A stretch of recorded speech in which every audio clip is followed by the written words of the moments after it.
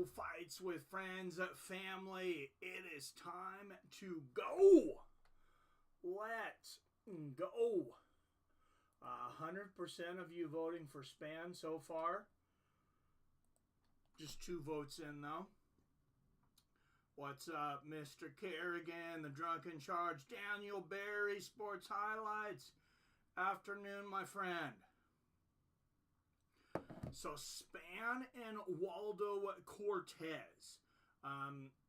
If you guys seen earlier in the week, I said I had one bet on this card I could recommend. That was Ryan Spann over Waldo Cortes. Just yesterday, before the weigh-ins, Spann was a plus 164 underdog. That has been swelling. That had been swelling from the 140s. He comes in tonight at plus 190. I did not end up making that bet. I would have if I would have gotten plus 190. After seeing him at the weigh-ins, I did not like him at plus 164, even though $52 wins 100, though. I don't know how confident I am in him now, but I got to tell you guys, Waldo Acosta Cortes, Salsa Boy, like, this guy absolutely sucks. Let's be real. He lost to a CTE-ridden senior citizen that had had 100 freaking fights. Yeah, I'm talking about the former champion Andrei Arlovsky. I know if you bring that up on SureDog, it's going to say that Acosta won that fight, that Waldo Cortes won the fight. If you watch that fight, you will know he did not.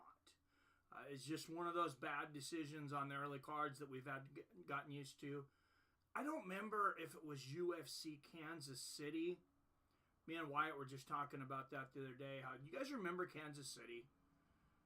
That UFC Kansas City where we're like, hey, this is literally the worst judging in MMA we had ever seen, and that's really saying a lot. I mean, we've had some pretty bad decisions over the years. The Andrei Arlovsky Waldo Cortes fight was one of them. Everybody that Waldo Cortes has beaten, I believe, they are no longer in the UFC. Including, a guy that beat him that was robbed in Andrei Arlovsky. But what's everybody eating, drinking, smoking tonight? Robert, you're quiet. What's going on, my man? What's up, Wyatt? I got Spann as the dog. Only sketchy picking guys with retard levels IQs, but here we are. Waldo Cortes Acosta actually on a 3-fight win streak. Second highest significant strike rate among heavyweights after I talked all this shit about him. Now I read this. Awarded UFC contract on Dana White Contender Series in mid-2022. And, he looks a little better than he has in the past, but I'm not backing down from my pick. I agree. Why I'm going to take Spann in this one. Especially, if you're betting as a big underdog. But look at this. They're both 33 years old. Ryan Spann is an inch taller at 6'5", but Spann's been fighting at light heavyweight his whole career. Comes into this one 249 pounds. Now, Costa's 261.5, but Spann's, it's not a great 249. Spann will have a 1-inch reach advantage. Of course, Ryan Spann is a finisher. He's a live by the sword, die by the sword kind of guy. I want to say the over-under on this was 1.5 rounds. All right, out of the blue corner, he is a plus 190 underdog out of Beaumont, Texas. 22 wins against 10 losses, weighing in at 249 pounds. 3-3 as a UFC underdog. Ryan Superman Spann. Drinking some natty ices, smoking on the kind of bud. What's up, Phil D? Says PBRs tonight. Hey. Great minds think alike. And out of the red corner, a minus 230 favorite out of Phoenix, Arizona. 12 wins against just 1 defeat. 4-0 was a UFC favorite, Waldo Costa. Did I get his name wrong? Waldo Acosta Cortez is what I thought his name was. I don't know. It said something different now. We're going with Acosta. It's already on there. And we will close the poll. Just 4 votes, but we're early. We're early on a fight night card. Hopefully we get some more peeps in here. Phil says, I've got Spann. Best shape I've ever seen Costa in. Me too, Superman Spann. Yeah, honestly, it is. Probably at 261.5, but it's a better 261.5. Good low leg kick from Acosta early. Coming in under 262 maybe makes me think that he didn't have to cut to make heavyweight max, so who knows. Good inside leg kick there from Acosta. Spann answers with one of his own. Yeah, it's hard to be confident in either one of these fighters fighting anybody, to be honest. Good push kick to the body from Spann. Spann is at least exciting. I can't think of a boring fight that Spann has ever been in. Knock on wood. Hopefully it's not tonight, because I can't think of an exciting fight that Waldo Cortes-Acosta has ever been in.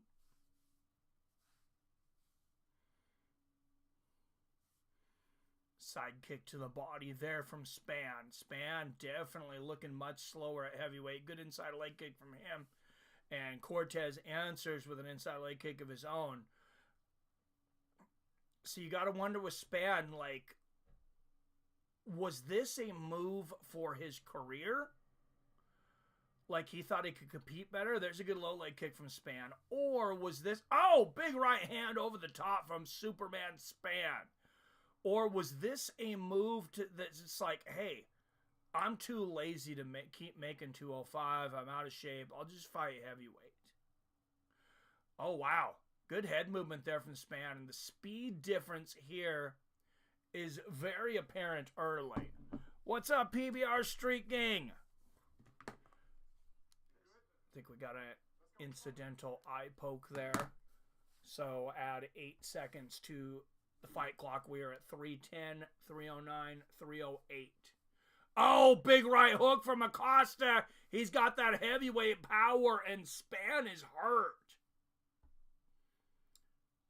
Me too, Superman Spann. What's up, PBR Street Gang in the house? Never have too much PBR.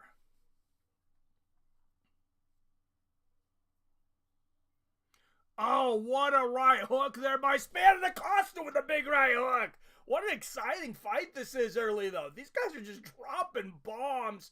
Defense be gone. Good right hand there from Acosta. These two guys proving to be allergic to defense here in the first round. That's what we like to see. That's what made Gotti Ward so great, is they both had horrible defenses. Same thing with Griffin and Bonner, if we're honest. Good exchange of inside leg kicks there from the two fat men.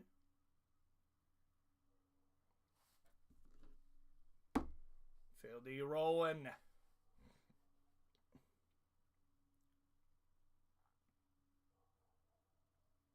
Oh, good right hand there from Spann.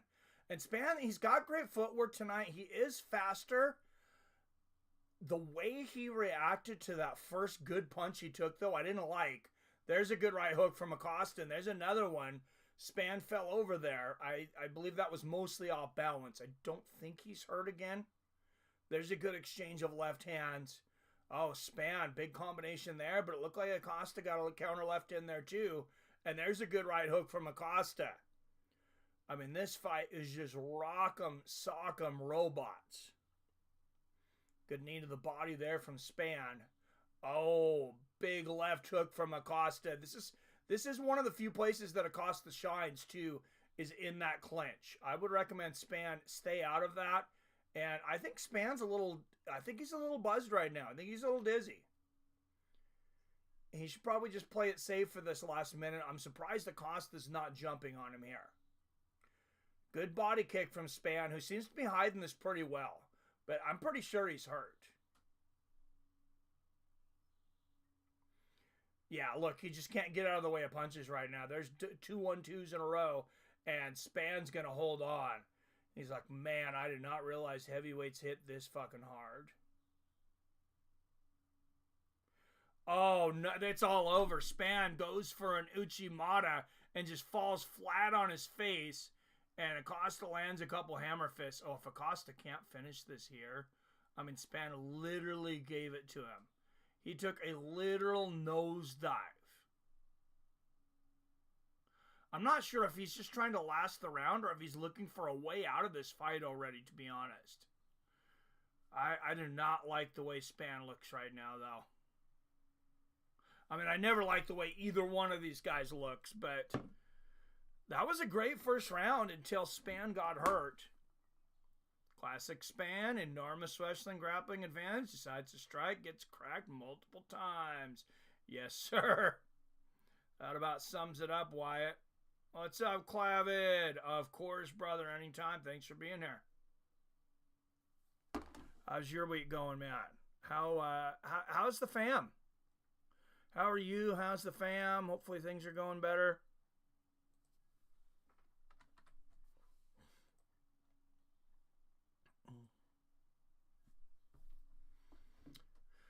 Round 2 of this. I don't even know what to call this fight right now. I'm curious where the odds are right now. I'm assuming in the favor of Acosta, very much so. Let's go UFC. Oh, Jesus. Acosta's a minus 810 right now. Spann is a plus 500. So yeah, right now I'm liking the fact that I didn't waste the hour to drive to the casino to put my money on Spann. Good left hand there from Spann to start out the second. There's a right hand from Acosta. Yeah, Spann's not trying to use his wrestling at all.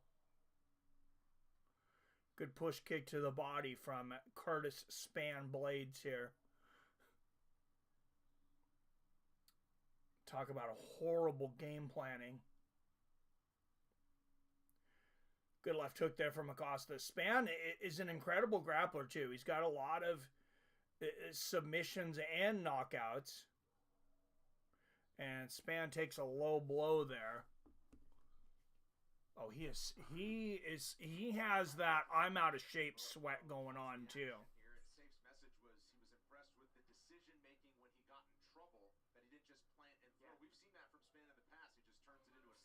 I'm not even sure that was low from Acosta. Was that actually low? That looked like a body shot. That just looked like a punch to the body. Can we see that from another angle?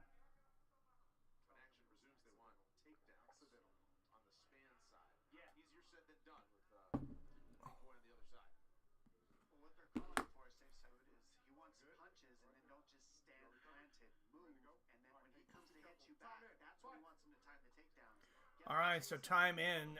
Add a minute. It's 4:20 left in the second, so add a minute to the fight clock. Good left hand there from Acosta, and of course Acosta and his corner heard Spann calling for a takedown. If they didn't, they heard the commentators talking about it. You hear everything in this Apex. Good exchange of shots there. Spann still not listening to his... Oh, and there's an eye poke.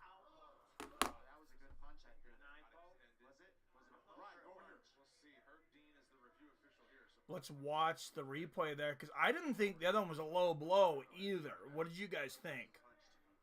Gotta clean it up. But what's up, Phil and Wyatt? Nice. Hope all is well, Mom. Mom's doing better. I'm doing okay. It's cleaning and getting dust and BS up. My house is really dusty. I hear that, man. All right, so 3:57, about 4 minutes left in this. I can just fix that pretty easily. There we go. There you go. So now we're about 15 seconds behind, and we're exchanging. These guys are throwing bombs. I don't think it's going to make it out of this round. I don't think the fight clock's going to matter. Oh, clubbing left hook from Acosta, and Spann just, well, he feinted a takedown there. He's got to set it up, though. And look at this. I wonder if we're going to see more of this. Mark Smith telling both fighters, fingers up. It's always been a rule that you cannot walk forward with your fingers extended. But how often is it called? Good counter there from Cortes. Oh, good right hook there from Spann. But and he gets caught with another right hand. I'm going to guess that Spann is not going to win a firefight with Acosta, with Cortes. Good right hand and left hook there from Cortes. Oh, Spann just looks horrible right now.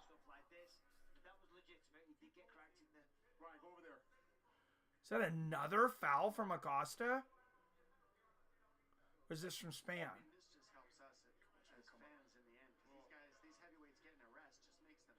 Yeah, no, that's an eye poke again from Acosta. That's got to be a point.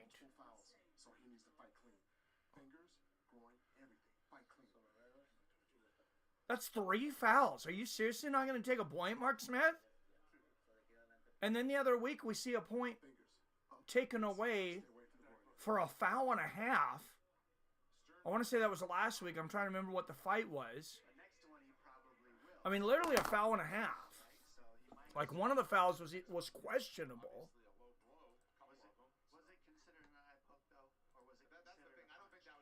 All right, that's like the 3rd foul in this freaking round. I'm just gonna give up on the fight clock for this round. Yeah, 10-9 Costa for sure.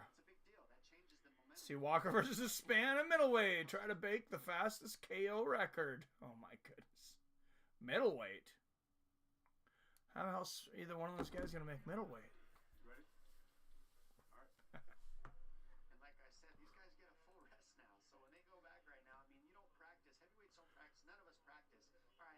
Oh, yeah, he looks like he's really hurting, Spann, but, I mean, come on.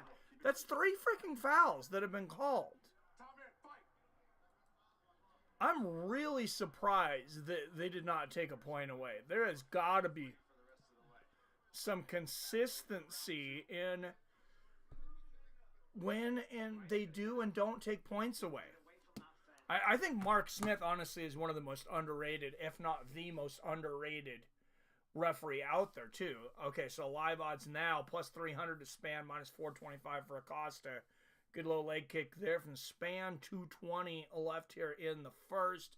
So just take away 20 seconds from the fight clock here. Oh, big right hand from Acosta. I can't believe these guys are still going.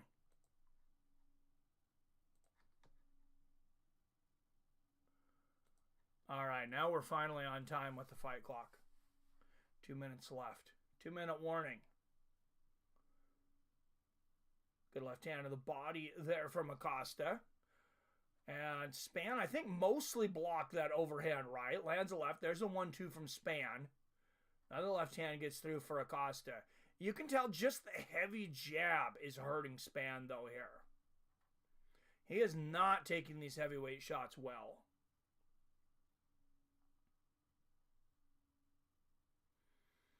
Good left hand there from Cortes. And that being said, Spann, I mean, he's finished like 19 of his 21 wins.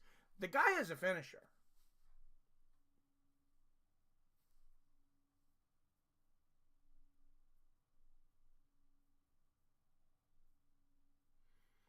And Acosta just going back to that lazy jab. I think he's probably missing some opportunities here. Good right hand there from Spann.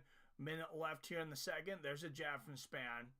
It's gonna make this round very hard to judge too, because there was so many breaks for fouls. All of them from Acosta.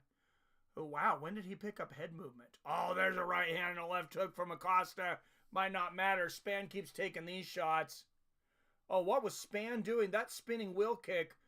Wow, that kind of ineptness has not been seen since Chael Sonnen's spinning back fist attempt against Anderson Silva in their second fight. Oh, big right hook there from Acosta. Spann lands a right hand of his own, but Spann is ready to go. Oh, man, another left hook. Here come the hammer fists. Mark Smith is ready to stop it. And there it is. And Waldo Cortes finishes Ryan Spann in Spann's heavyweight debut. Spann might want to think about calling this a career. I don't know what his purses are up to at this point. I know the sad thing is some of these fighters that keep getting hurt. You know, money is a big part of it.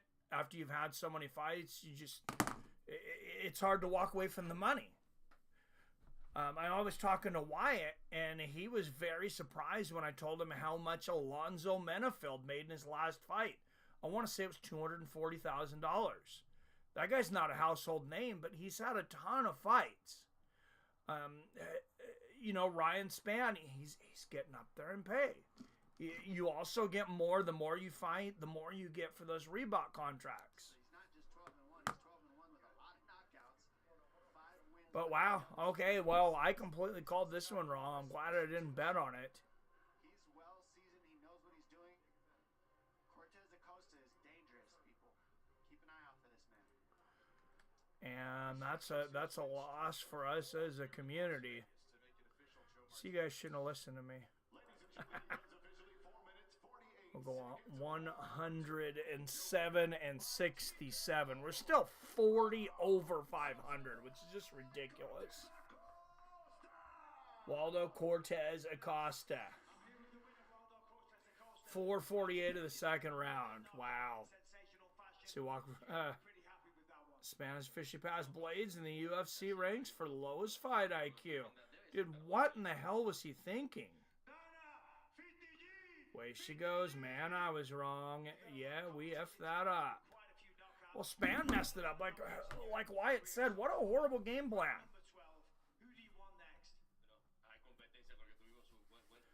I think he wants Jenny Craig next.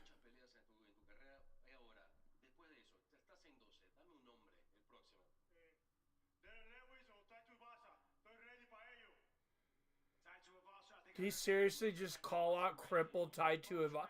That is maybe the most appropriate call out that I have heard in quite some time.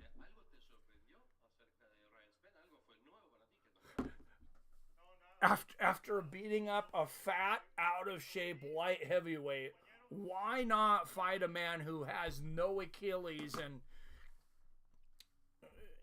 should not be fighting himself? Oh my. Well, hey, if anything, like I said, it ended up being an entertaining fight.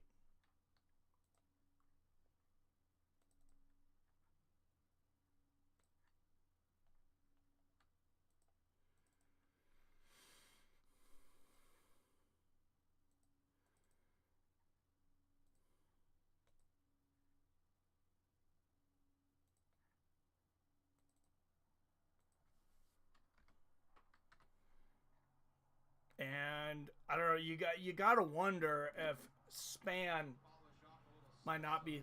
Oh, he's not putting his gloves in the cage. Probably wouldn't be a bad idea to retire after that, though. Ties Waldo can't grapple. Spann genuinely retarded. Yeah, and that's the reason I wanted to bet Spann. Is like his grappling is far superior.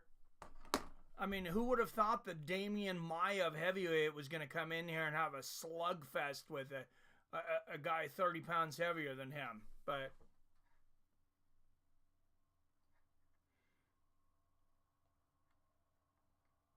there it is.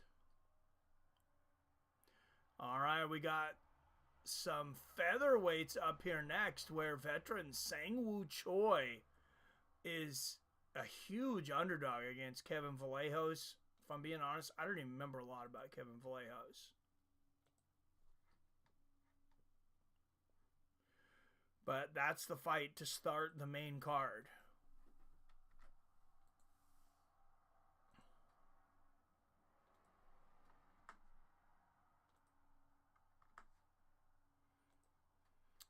Let's put out a little more information before we make this next bet. Chidi and I can never say his name right. There's Elizeu Zaleski dos Santos arriving.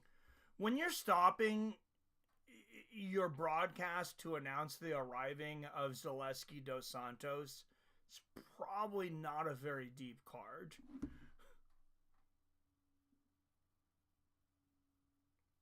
Smith beats Spann twice, and Smith is retiring shortly. I thought Spann won one of those. I'm probably wrong though. Yeah, I'm gonna say you're probably right on that. But I thought they went 1-1. I I don't know why.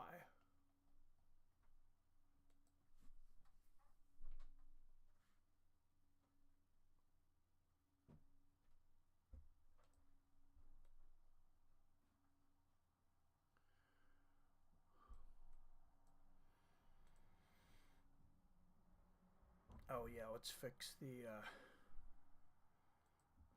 timer so we're not on 2 minutes now after that foul field heavyweight bout.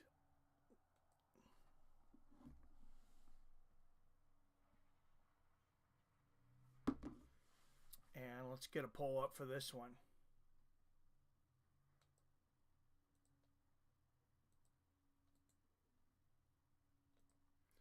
I don't think I can help you guys a lot on this one, but we can see what Vegas thinks. And they have Kevin Vallejos a huge favorite. Minus 425. Seung Choi, well, minus 470 now. Wow, it just jumped way up. Minus 470 for Vallejos, plus 360 for Seung Choi.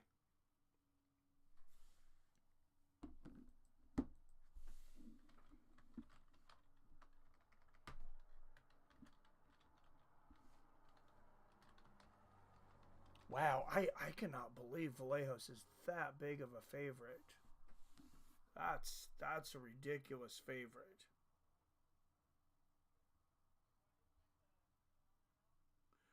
Minus 470. He's the biggest favorite on this card.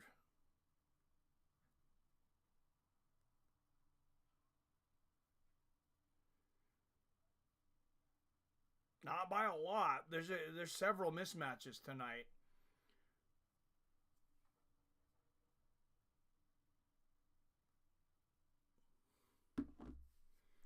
All right, we got this up. We got 50-50 so far. Vallejos and Choi. Try and give you guys a few more things to go off on the vote here, though. Let me get a little bit of what have you done for me lately. I'll let you know what these guys have won and lost recently. We'll see if Kevin Vallejos is even on SureDog. No, of course he is, but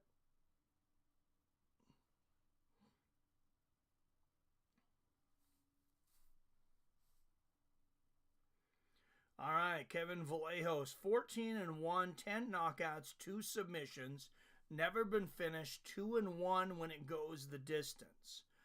He's coming off of a first-round knockout win over Cam Teague at Dana White's Contender Series. He was 1-1 on Dana White Contender Series. The first time in 2023 he was on there. He lost the decision to Gene Silva, who is having a great career for himself in the UFC. That was his lone loss, but this is Vallejos' UFC debut. So, man, he's only 23 years old, but a UFC debut being that big of a favorite. Seung Choi's only 32, so that might not be young for featherweight, but he's certainly not ancient. Certainly, age-wise, he should have a few fights left in him.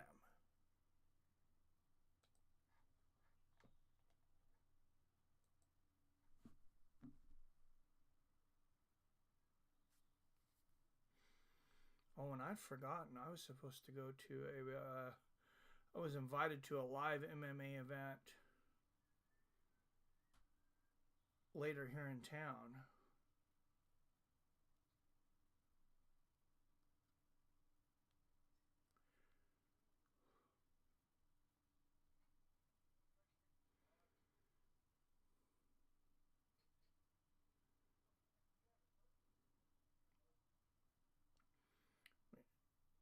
See if I can figure out when it's starting.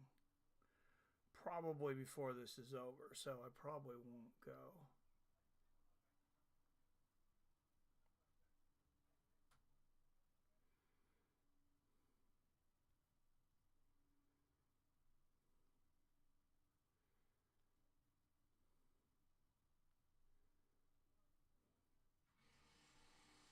is today? The 15th? Oh, I hope I didn't miss that. I hope it wasn't last night.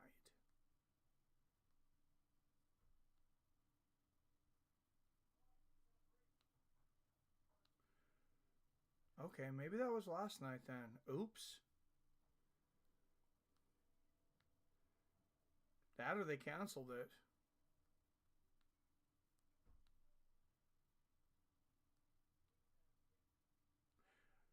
Okay, anyways. Not important. 10 up in the chat. Don't forget to hit that like and share button. It's a little disappointing sometimes to cover these midday fight nights, but I kind of know what I'm going to expect this time. I know we're probably not going to have a huge turnout, and I get it.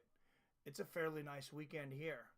Like, my neighbors out doing their yard work, probably looking at my yard thinking I should be doing mine. And here I am in here watching sports.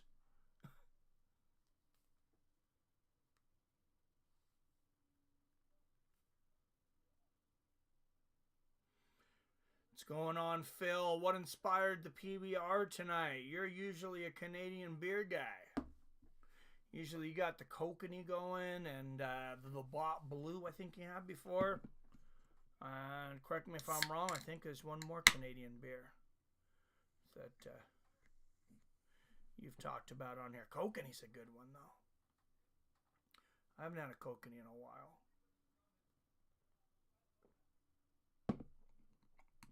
Cheers and beers.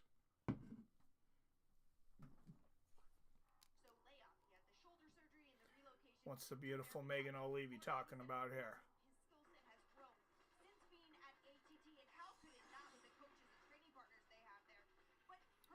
And there is Martin Vettori.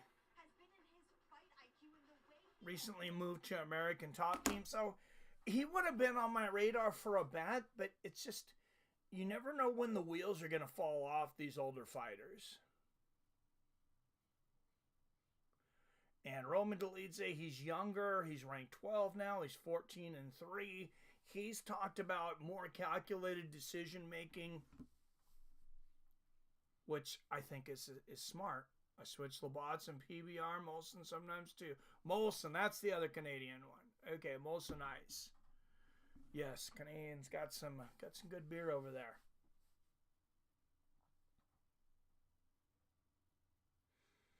Got some good beer over there, despite what our president might say sometimes. Found a book from 2002, then had a bunch of random facts from 1902. USA had 144 miles of paved roads back then. Crazy. Oh, that's pretty cool. I would like to look at that. How long is it? That's pretty awesome. I love looking back at stuff like that in history.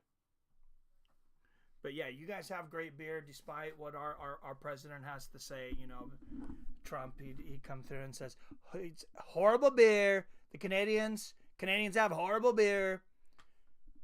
U.S. has the best. We have the very best beer. They came to me and they said, Mr. Trump, how does the United States have such great beer and you don't even drink beer? And but I was just like, I don't know. Everything I do is great. Somehow it just turns out incredible. It's only a page on 1902. I'll send it to you. All right. Thank you, sir. It's got a bunch of random facts from other years, too. Molson is my favorite. My Trump impression, I thought, had been coming along. Sorry, that was horrible, though. Apparently, I gotta get warmed up for that.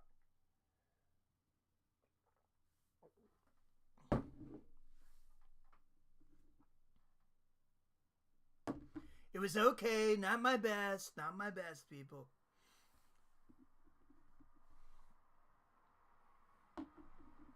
All right, Kevin Vallejos saying Woo Choi. It's just a bunch of random jokes. Oh, a bunch of random facts, jokes, and short stories. Be cool if the book was from 1902. That'd be interesting. All the like amazing facts and things. I know 2002 seems like a long time ago to you, Wyatt, because you weren't born yet. But you know, that just seems like yesterday for an old man like me.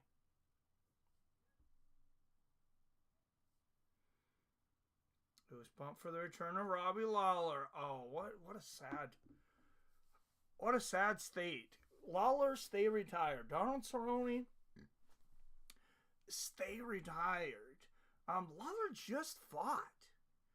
And for all the time he was in the UFC, I don't know how much he made, but I would say he won the fight. He won his retirement fight. He had so many fights in the UFC. He had to be pushing close to $500,000 for a paycheck. Let's talk some BJ Penn. Oh my God, yeah, that's sad. That CT is with BJ Penn is sad. He was a beautiful fighter. I said, BJ, you've been getting in the head too many times. BJ, lay it down, lay the gloves down. Trump says lay the gloves down. BJ said no, I just want to do a few more. He didn't listen to me. Look at now, he has brain damage. If he just listened to Trump, he wouldn't have the brain damage. You guys know what brain damage is. It's when people get hit in the head a lot. They get this thing called CTE, and their brains don't work like they used to.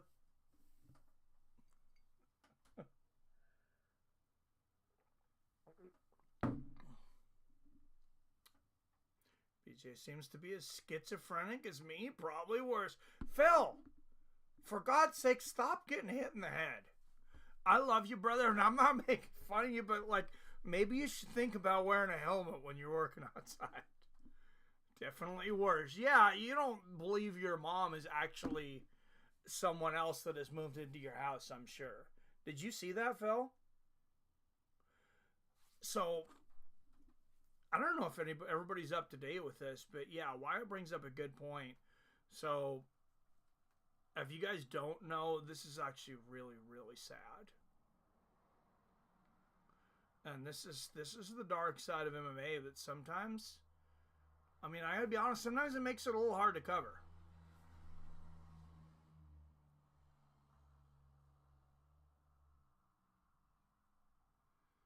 So let's see if I can find.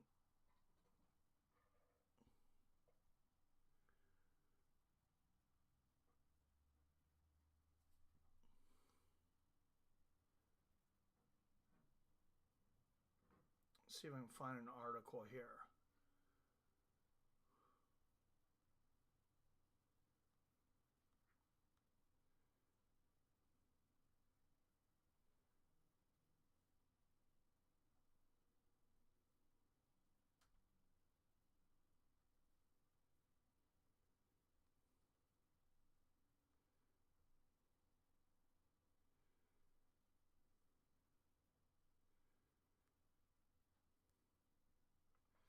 Okay, so this is 5 days ago. We'll go to MMA Junkie here. They don't always get enough love. So UFC Hall of Famer BJ Penn has been known to, of course, voice his share of wild conspiracy theories. This latest one is pretty damn concerning. So on Monday this last week, Penn posted a pair of Instagram videos which he appears to not recognize his mother, Lorraine Shin. Penn believes that his mother has been murdered and replaced with another woman. This is crazy. In the first of two videos, Penn started with a selfie-style, expletive-filled message directed towards Paul Abile. The text caption overlaid on the video reads, "Fuck the Abile family. Paul Abile." And then it says Carlos Riviera. I don't know this. With the help of the government, murdered. With the help of the government. Oh my goodness, I hadn't read into this so much. Murdered my mom and brother. Like and share. They are trying to steal everything from my family. So go to that post. Anyone who liked that, I would not take advice from that person.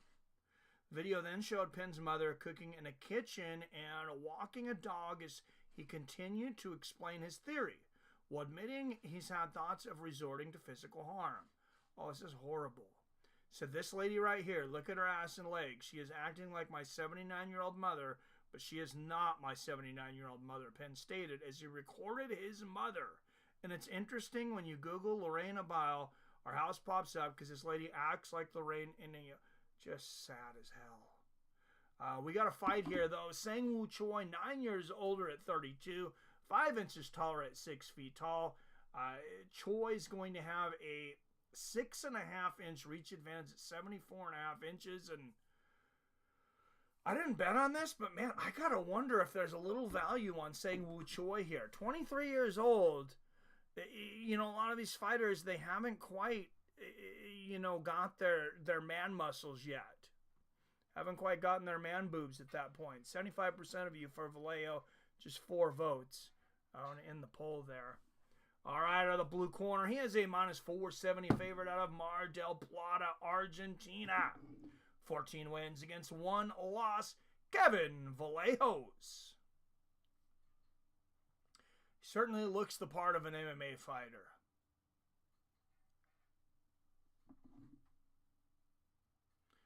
Smoke that Heisenberg shit. What's up, Jason Kagan in the house? And out of the red corner, out of Gang News, South Korea. A plus 360 underdog out of 11 wins against 7 losses. Seung Choi. I need an explanation, or is meth the explanation? No, CTE, man. Maybe it's BJ Penn filming his mom to look at that ass and thighs, then uploads it to the world.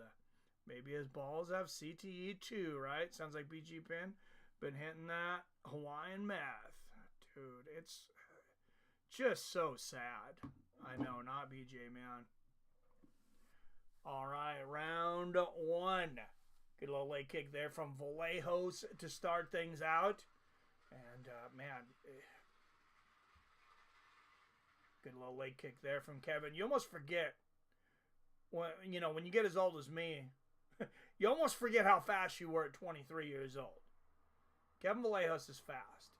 Good little leg kick there from Kevin. Kevin swinging for the fences, lands a left hook on the chin of Choi. 4:20 left in the first. BJ needs a BJ. What's up, Jim? Jim in the house.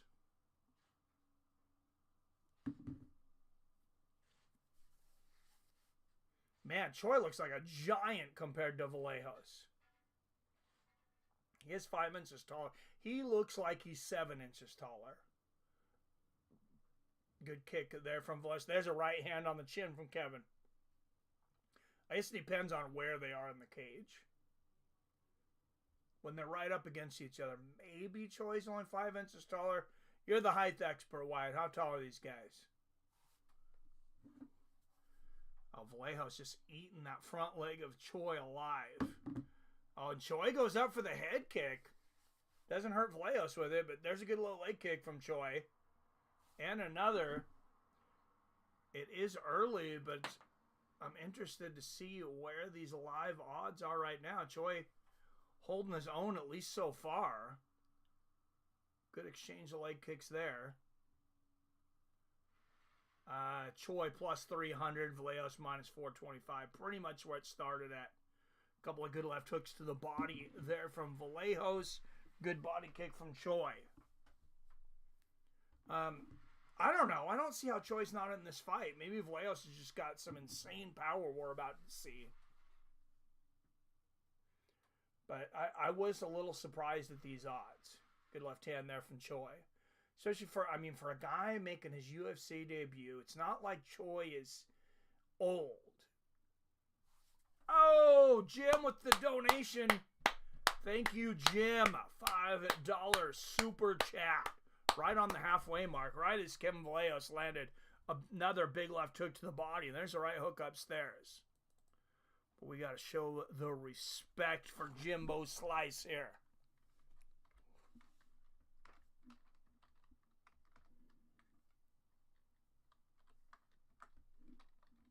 Oh, Oh, Vallejos knocked him down with that shot. Yeah, this could be the beginning of the end. We'll see. Oh, a huge right hand from Vallejos. That might have ended it. Here comes the ground and pound, and it is all over. Kevin Vallejos winning his UFC debut by first round knockout. Jim shows up and makes it rain. Yes, sir. And Phil says, I got a buck on it. Thank you, Phil D. Roll. Phil's always donating, too. Jim and Phil, both premium members. Thank you, guys. Appreciate it. PBR Street Gang, also one of our premium members in here. Shout out to the premiums. And shout out to the hardcore regulars, Robert Kerrigan, Wyatt. Pretty much everybody in here. Jason. We got all the regulars. We just need King James. Where are you at, King James? I had a buck on that. He's usually listening in. Sometimes he can't. Sometimes he can't get into the comments because I think he's got to choose whether he listens or I'm not sure why it is he can't give comments. But he says a lot of times he's watching and he can't comment. I see you, brother. All right. Well, hey, who said this card wasn't going to be exciting? Sometimes, sometimes the mismatch fights are fun. I think we kind of miss that. We always want to see the best against the best. And I'm sure that sounds strange, but we used to have showcase fights. You call them in boxing all the time. Floyd had them for a little while back in the day. Roy Jones got to be a little notorious for them, if we're being honest. Even though he's my favorite fighter, he definitely had his share of showcase fights. I would say a lot of that was just, at light heavyweight, he didn't have the most competition, but he fought everyone. Not feeling that well, that's all. Sorry to hear that, brother. Hope you're feeling better. FAB, it's got 2 holes. What? What did I miss?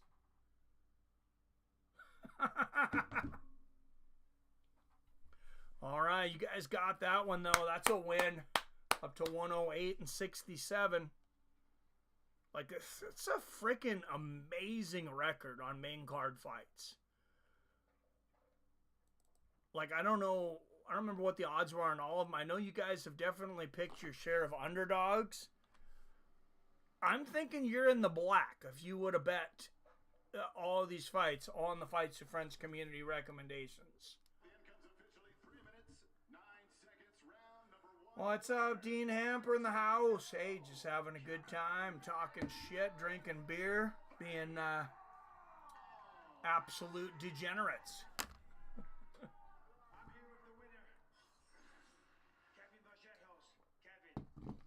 309 winner by TKO, very first round, Kevin Vallejos. 15-1, 4-fight win streak.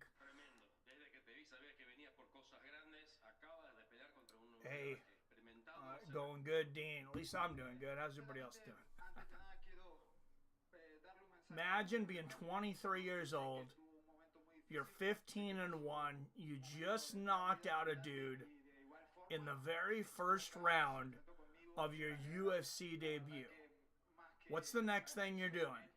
Jason knows what the next thing this guy's doing. What's the first thing this guy's doing tonight or tomorrow?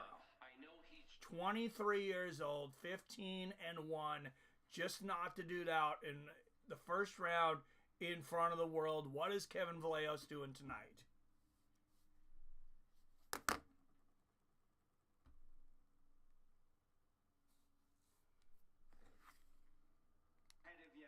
Where were you going to take this career?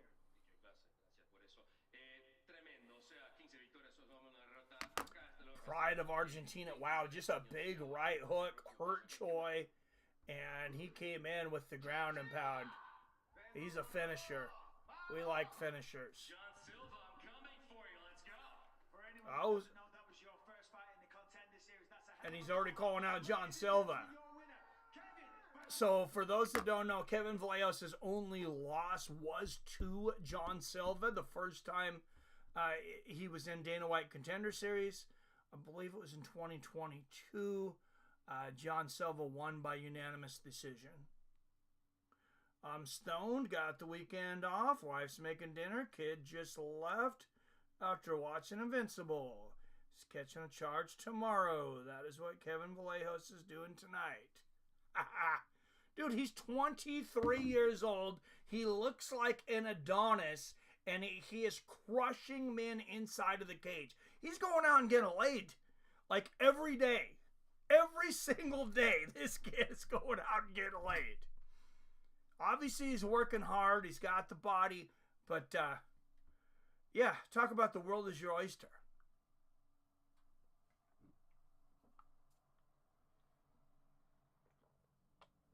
Dude's walking into bars and the women are just grabbing him. I mean, he's not getting out of there without getting laid if he wants to. Yeah, but he's heavily Latin. They ain't known for their patience with the stupids of Vegas. Well, he might get out of Vegas. I don't think it really matters where he goes.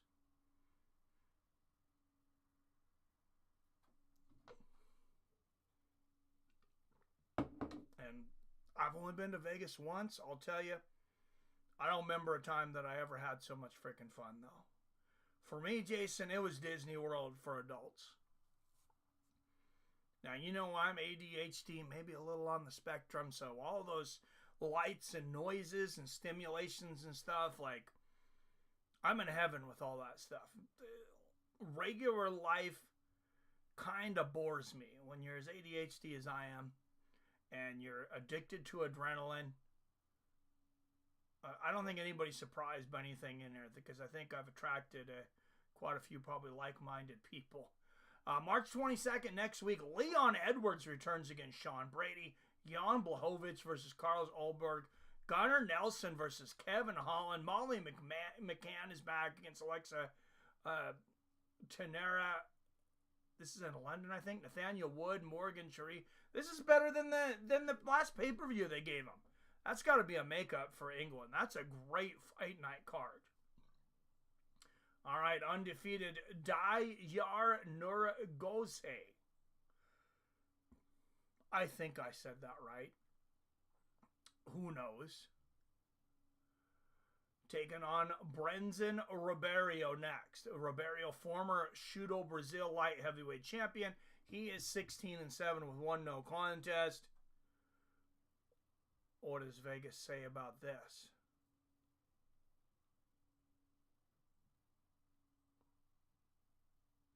If I remember right, Blackshear was a pretty... Oh, no, this is... Oh, I got the wrong fight up. All right. Diyar is a minus 455 favorite. Brendson Ribeiro plus 350 underdog. Oh, they didn't even have this fight on Tipology. How did they miss that? I thought I'd heard that this fight might have been off for a moment. Maybe it actually was canceled and then brought back.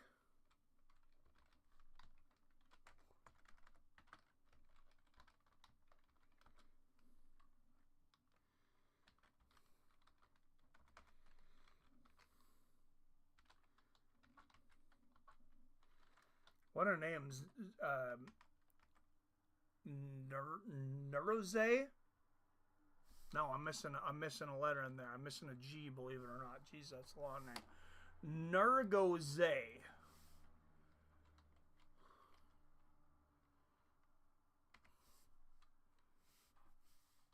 He is definitely not from Kansas.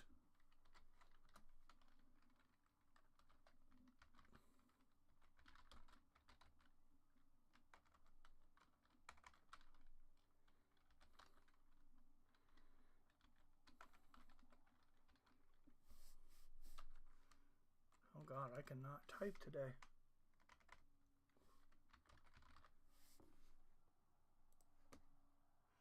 Alright guys, I'm going to take a quick restroom break. I am going to send some of you to an ad. If you could leave it running, I'd appreciate it. Probably get a tenth of a penny for it. Be right back.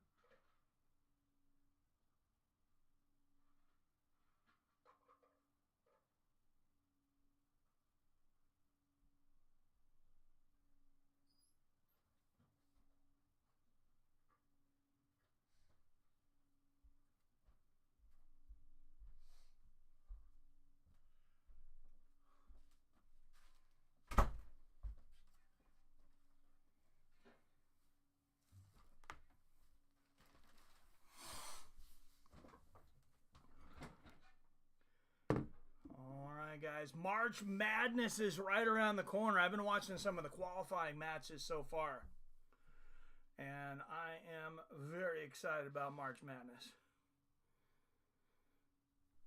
Well, let's get the, let's hurry up and get a poll up.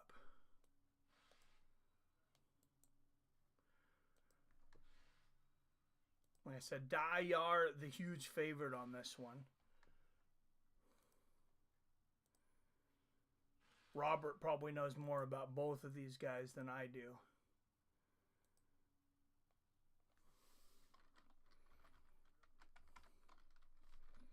Are we going Nurgo or Ribeiro?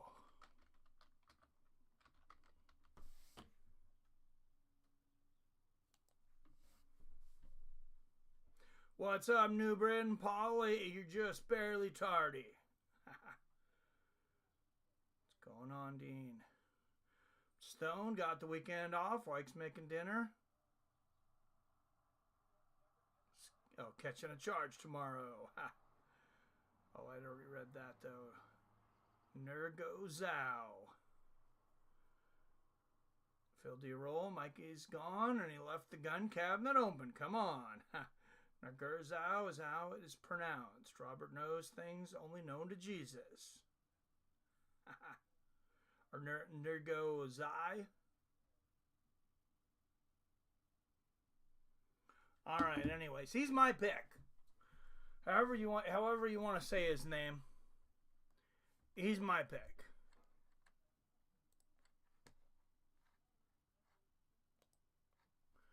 And with only 2 votes in so far, but both votes have voted for him. I've seen so much, Robert. I'm pick Burgometer. Burgometer? Now you're making me hungry for burgers. I'm always hungry for burgers. I didn't get this belly living on broccoli. Shut that windows. Damn noisy neighbors. Damn noisy neighbors working on their yard when they should be in their houses watching UFC. What the hell's wrong with them? Wifey's making Angus beef burgers right now, Mikey. Oh, what a great coincidence. That's awesome. She even makes the burgers in your house? Wow, what a wife. Now, my wife would usually, well, she used to cook like all the time. Now she works a lot more than me and makes a lot more than me. So I try to do the majority of the cooking. Mikey Hassa, volcano in his backyard. Now, I do have construction, major construction going over like 4 houses over too. Which is freaking awesome because Lake Stevens is known for mice and rats. And in the city, you see traps everywhere. Here, they've been in the mountains and in the trees and the fields and all that shit. Anybody who's ever been next to a construction site knows what's going to come next. They're scaring them all out of those fields, and that's all I freaking need. I just seen an exterminator truck over at my wife's house. Our wife's house, neighbor's house. Rainier, what?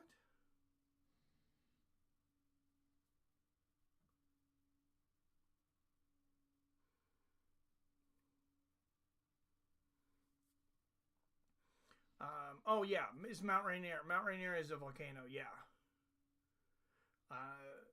Hasn't had an eruption, or at least a significant one, in 500 years. But yeah, it is a volcano. 500 years ago, I guess, it blew its top. I wasn't around, but that's what I'm told.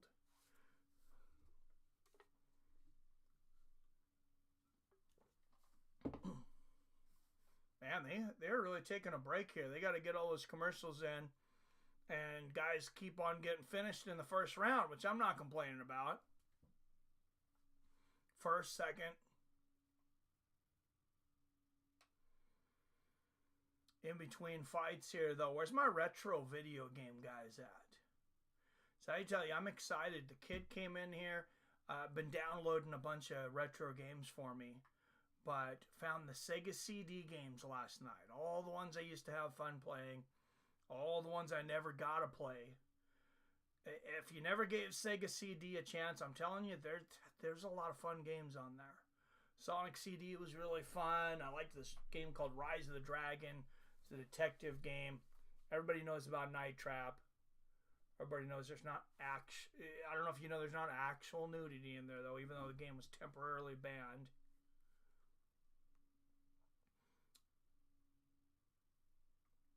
Sewer Shark, Prize Fighter. Yeah, there was a lot of fun games actually on the Sega CD. Much better system than the 32X in my opinion, and it was significantly before the 32X. All right, Diyar Nurgozhay, I guess, is coming into the cage. Brendson Ribeiro, a year older at 28, an inch taller at 6'3", and look at this. Diyar missed weight by 5 freaking pounds. Comes in at 210.5 pounds. He's given up 7 inches of reach, but he weighed 5 pounds over. So if he was 210.5 now, what is he now? He's got to be at least 220. All right, out of the blue corner, he has a plus 350 underdog out of Curitiba, Brazil. 16 wins against 7 losses. Brendson Ribeiro. And I feel like Diyar, that's not enough. You got to take a point away from this guy. He's given 25% of his purse to Brendson, but honestly, it's probably worth it for that big of an advantage because half of your money's your win bonus. And out of the red corner, a minus 455 favorite out of Astana, Kazakhstan. Undefeated at 10-0. He is a weight cheat that missed weight by over 5 pounds. Diyar, I don't give a shit about your scales, Nurgozhay. Mikey, your volume is low. Oh, that's a surprise for once. Let's see. How's that? Is that a little better, maybe?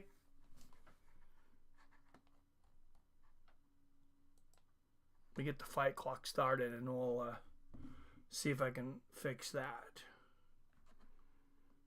We're calling Nurgometer Mikey, and he's gonna win. All right, Nurgometer, that works. A Terminator, the Nurgometer. Yeah, I think he's going to win too. Nurgometer in the black trunks. Ribeiro, he's old school. He likes to make weight like a fool. He's going to get punished for that and lose half his money. Good body kick there from the Nurgometer.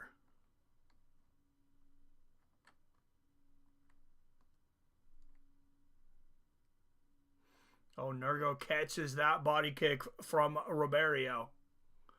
Good left hand to the body there from Nurgo.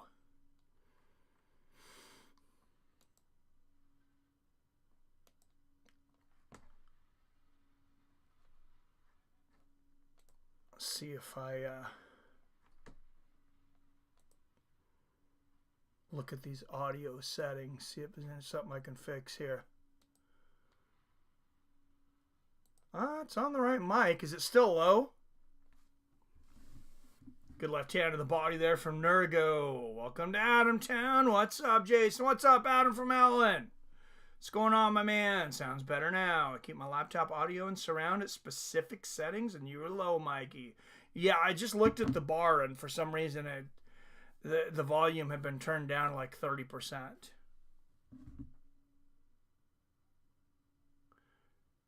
Drunk Charge, what's up? Sounds good. Thank you, sir. Yeah, if I'm low, you know it's an issue because you know I'm freaking loud. Good right hand there from Ribeiro. You got to root for Ribeiro. At least I do. Coming into this fight because I can't root for Diyar really. He missed weight by 5.5 freaking pounds. I mean, how can you come in so overweight? That's literally half a weight class in most weight classes. Good push kick to the body from Brendson Ribeiro. Good right hook there from Nurgo. And here's one of the things that pisses me off about Nurgozhay too. Look at him. He looks flabby. He looks like it looks like it would not have been that hard to lose that 5 pounds. Am I wrong? I mean, I'm not saying he's a fat ass or anything, but he doesn't look as lean as Ribeiro. Oh, good right hand and a left hook there from Nurgozhay. Not even close. So, I mean, no excuses. Good 1-2 there from Ribeiro. I mean, shout out. Oh, head kick from Nurgo. Ribeiro took it well, but he had that weight cut that Nurgo didn't. Good inside leg kick there from Ribeiro. So we'll see how his chin stands up compared to a guy who just says, oh, I'll just miss weight and come in fat. Good inside leg kick there from Ribeiro. Nurgo answers with one on the outside. Let's see what we got going on for these live odds. Oh, and Ribeiro on top here for a moment. Yeah, Nurgo minus 455 still, plus 350 on Ribeiro. Oh, no, they have changed. Never mind. Nurgo minus 130. Ribeiro just plus 100 now. So almost even now. Good body kick there from Ribeiro. Chilling. Might have been overweight because of water weight gain from long flight. Possibly. I don't know when he showed up in the U.S. 93% of fighters come in overweight win their fights. Yeah, that's why I think they should lose the 25%. If you're 5 pounds over, I think you should lose 50%, by the way. 25% is not enough. Good spin kick to the body from Nurgo. And then you should lose a point. You should start the fight down a point. He should have started round 1 with 9 points. Just my opinion. Oh, great body kick there from Ribeiro. And they're exchanging up against the fence. And Nurgozhay lands a good body kick of his own. Oh, Ribeiro teeing off in the corner, though. Left hook and a right uppercut. But there's a shot from Nurgozhay. Knocked Ribeiro off balance. Spinning back fist misses for the Nurgomator. And Ribeiro was working on a takedown for the bell. I gave Ribeiro that first round. I think he won it.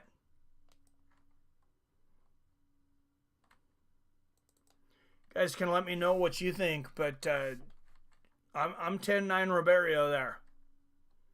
Should be 10-8 Ribeiro in my opinion because of the fact that I didn't take that point. But Nurgomator keeps wiping his right eyebrow for some reason. He's a cheater. He probably has excess Vaseline on it. That's a good reason to be rubbing your eyebrow all the time. Now I'm going to pay attention to that, Jason. I'm sorry. It's just hard for me to have any respect for a guy that comes in over 5 pounds overweight.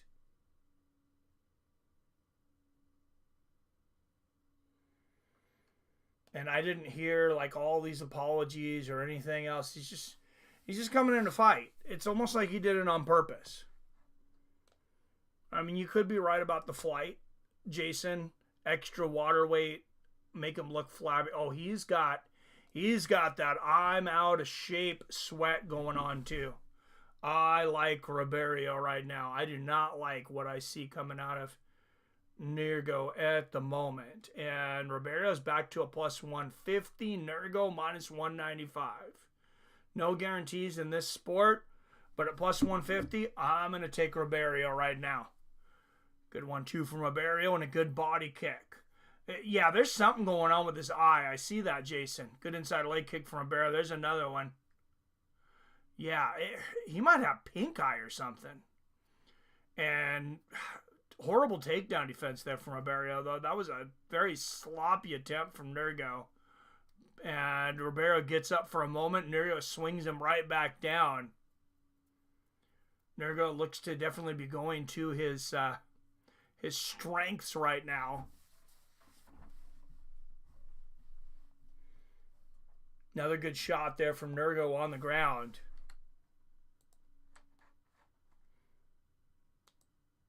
Oh, and I forgot to end the poll, but it didn't change. You guys had it for Nurgo. And Nurgozhay on top. Oh, Ribeiro going for a Kimura from the bottom. He's going to use this to reverse, and he gets Nurgozhay!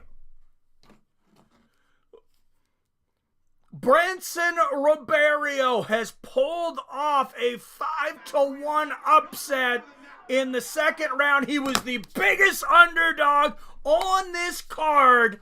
His opponent was over 5 pounds overweight, and Brendson Ribeiro against Vegas, against the scale, against his opponent, against the fans, against our own poll, Brendson Ribeiro reigns supreme.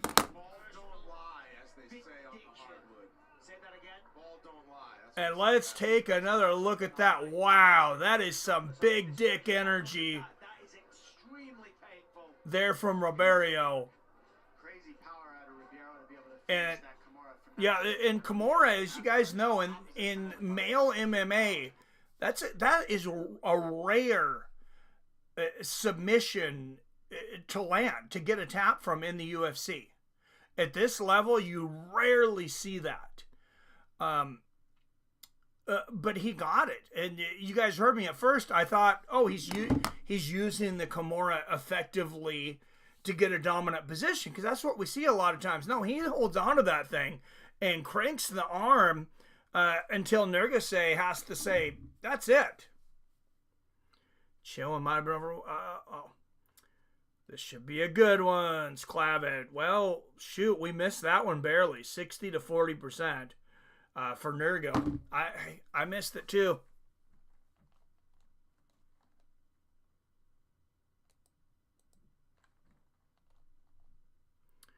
So one more loss on the record, but I mean, pretty much everybody was wrong on that one.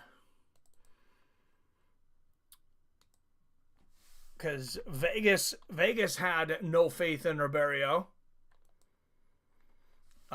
Final odds, Diyar, it wasn't quite a 5-1. Diyar was a minus 470, which means you had to put down $470 to win 100 on him. If you put 100 on Brendson Ribeiro, I believe you would have just won almost 400.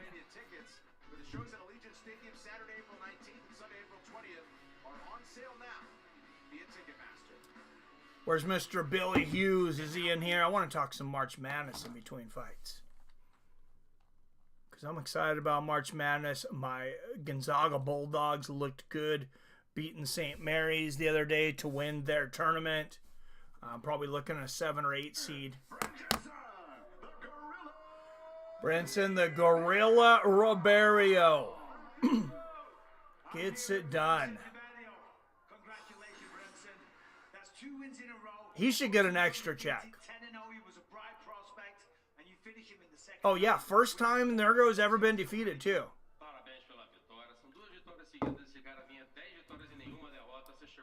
This is Maryland lost. Oh, sorry, man. But I'm a Tar Heels fan. All right. Hee-haw trifectas, Jim. Did you pick Ribeiro by submission on verdict, Jim? Shit, I forgot to do my verdict again. That app's really been screwing up, though. I got to find a better fantasy app. It's an honor to be interviewed by you. We've actually exchanged some DMs in the past. Big fan of yours, so happy. Yeah, I'll root for them. Unless they're playing my Zags, I'll root for the Tar Heels. Sklavit. Thank you very much. I'm the fan of yours. In the first round, you had him hurt with the strikes. In the second round, as I said, you got the submission. Were you surprised when he came out and went for the takedown? His nickname should be Ripped Aereo, because Brendson is ripped. He probably didn't have 5 pounds to lose. Yes, I did. Nice. I really like the faded screen. It's a cool look. Well, thank you, PBR. I kind of figured this out on accident, so... No, I got surprised that he got my heavy hand and he actually was able to sustain it. listen, my record speaks for itself, and when I got in there, when I got onto the ground, I said, listen. Great Aunt went to Michigan State. The fact that your opponent actually missed weight by 4.5 pounds. So that's her team. Just made this one a little bit Nice. sweeter. Zags are mid this year, man. Yeah, they're not great. I don't expect them to be in the national championships or anything, but I still have fun watching them. There was still quite a few repeat players coming back. And, yeah, like I said, they look good against St. Mary's. What happened? Just went down to make my plate. Brats, burgers, pasta salad, coleslaw. Oh, man, you're making me hungry, man. What happened is that cheater, Diyar Nurgozhay, got submitted by the hero in our story, Brendson Ribeiro. By a Kimura, nonetheless. All odds were against him, Jason. All odds. Vegas was against him. The scale was against him. Diyar was undefeated at 10-0. He was at 5.5 pounds overweight. Nobody believed in Brendson Ribeiro but Brendson Ribeiro, and he shocked us all. Minus 470 favorite, Diyar. So almost a 5-1 underdog. Biggest underdog on the card. What's wrong with his right eyebrow? I don't know. We never figured that out. But yeah, he was definitely having issues. I don't know if he's got freaking pink eye or what in the hell is going on. Sounds fire, Cloud. Yeah, it does. Oh, gotta love some pasta salad too. Pasta salad's underrated. There is Damon Blackshear warming up in the back. He's another big underdog tonight.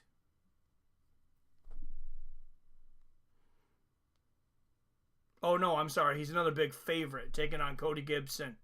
Blackshear minus 395 favorite. Cody Gibson plus 310 on the dog money. So almost 4-1 for Blackshear.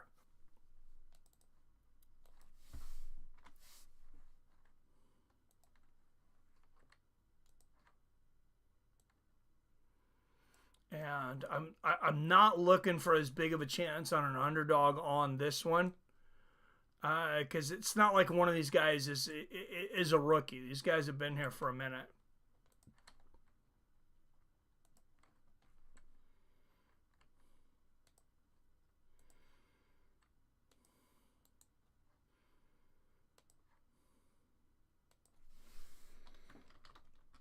And if you want some stats before you vote, give me just a second before you hit that vote button, and we'll do a little what have you done for me lately here.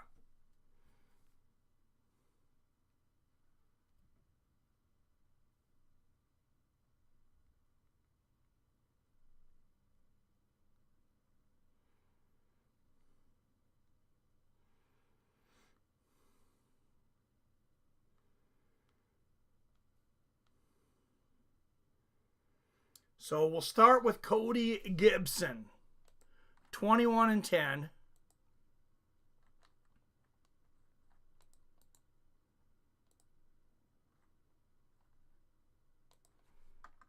Well, give me a second to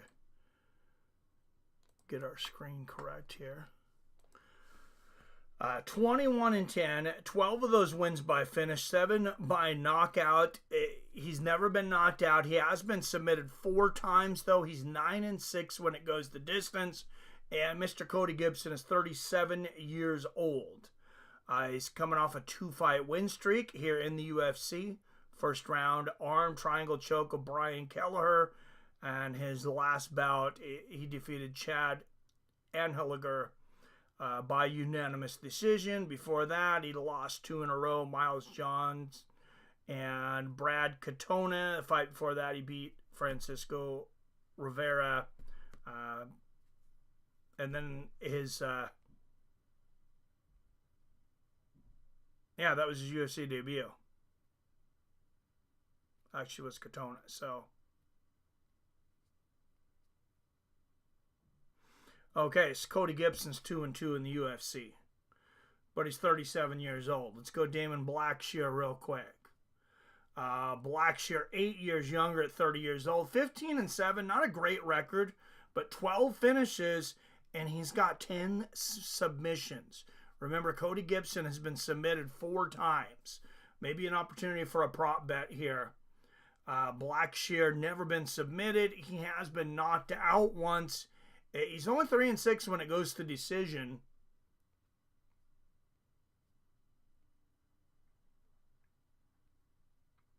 And he is 3-2 in his last 5. Had 2 in a row, then he lost 2 in a row, including an 18-second knockout loss to Montel Jackson. And then he beat Cody Stamen, submitted him in the first round, 4 minutes and 19 seconds. Now he's fighting Cody Gibson. So he likes to pick on Cody's. He's already beaten one Cody. Will he beat another? They're saying Dolidze is the big dog money for tonight. He is the younger guy. I think he's a favorite, though. Oh, no, he is a dog. Slight dog. Plus 124. Martin Vettori minus 148. Yeah, this odds are pretty close. All right, Cody Gibson making his way to the cage out of Blackwell, Oklahoma. One of 4 Oklahoma-born UFC fighters. And I don't think I want to know why his town got the name Blackwell, but I doubt it's positive.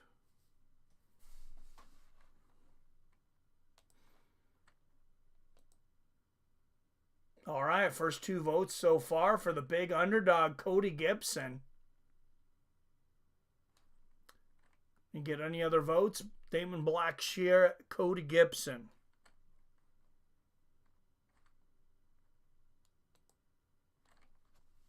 What do we got for votes here? Cody Gibson, back-to-back wins. 10th most significant strikes in a bantamweight fight with 164.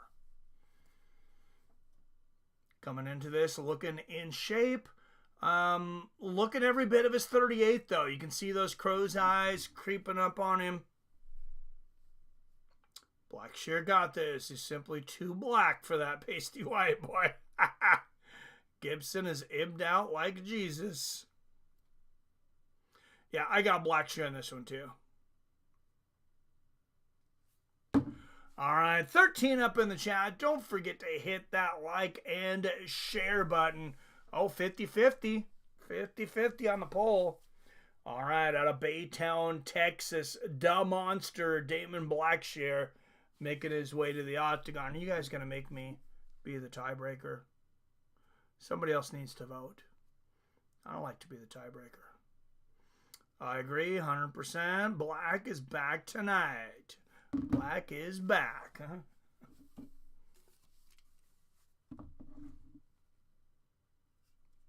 Well, we still got a 50-50 on the poll. Oh, there we go. 60% for Blackshear.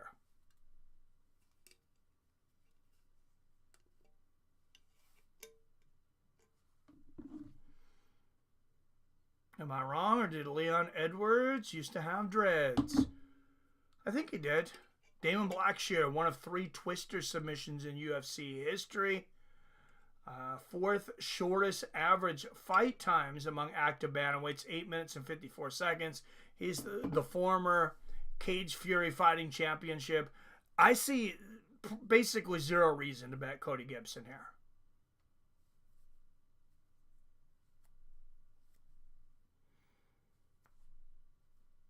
Even at these odds. Leon has enough hair left for one single dread. All right, Cody Gibson, 7 years older at 37. Both men 5'10". Blackshear, a 1-inch reach advantage at 72 inches. I don't know if minus 425 favorite is... I don't know if he's a big enough favorite, honestly. I don't know what that opened at, but if I could have gotten minus 300 on Blackshear all day long. All right, out of the blue corner, out of San Luis Obispo, California. 22 wins against 10 losses. He is a plus 330 underdog, Cody Gibson. I got this feeling, though, that old Cody might pull the upset. A feeling. I don't have that feeling at all, but we'll see. Out of the blue corner, a minus 425 favorite out of Miami, Florida. 15 wins against 7 losses and 1 draw. Damon, the Monster, Blackshear.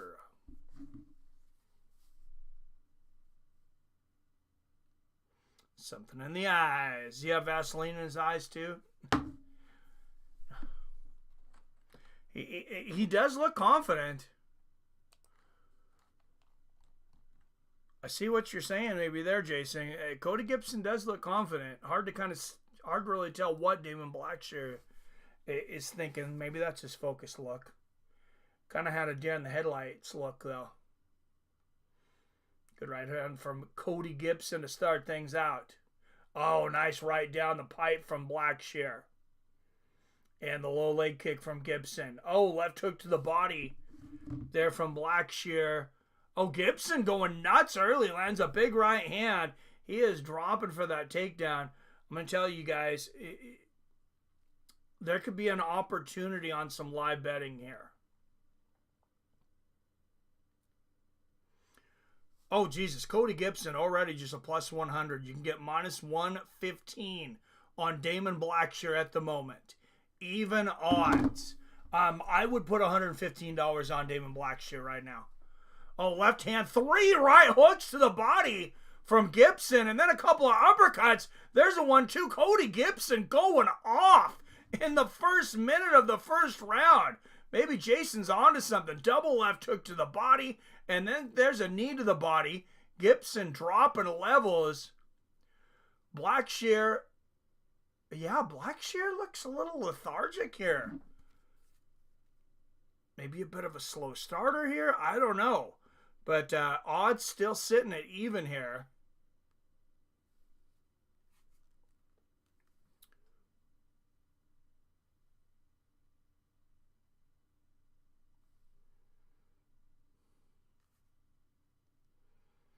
$10-8 rounds so far. Dude, he is definitely coming in with some shine. Couple of good knees there from Gibson. And back to the center of the cage. This could be night of the underdogs.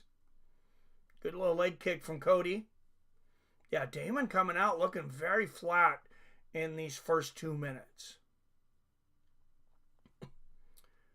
Good little leg kick from Cody. Good left hook to the body from Damon. Oh, Gibson with another great left hook to the body. And there's a good body kick from Blackshear. Nice overhand right from Damon. If I'm Damon, try to get this to the ground. Like I said, Damon Blackshear's got 10 submissions. Cody Gibson's been submitted 4 times. Oh, good right hand right on the chin from Blackshear. There's a right uppercut and a left hand for Cody, though.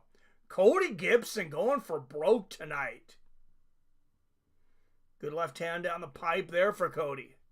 And it's Cody shooting for the takedown here. If you're Blackshear, maybe you just pull guard. Oh, there's the guillotine, and he's dropping. I said Cody Gibson's almost known for being submitted, and Blackshear's known for submitting people. I don't think this is where Cody Gibson wants to be.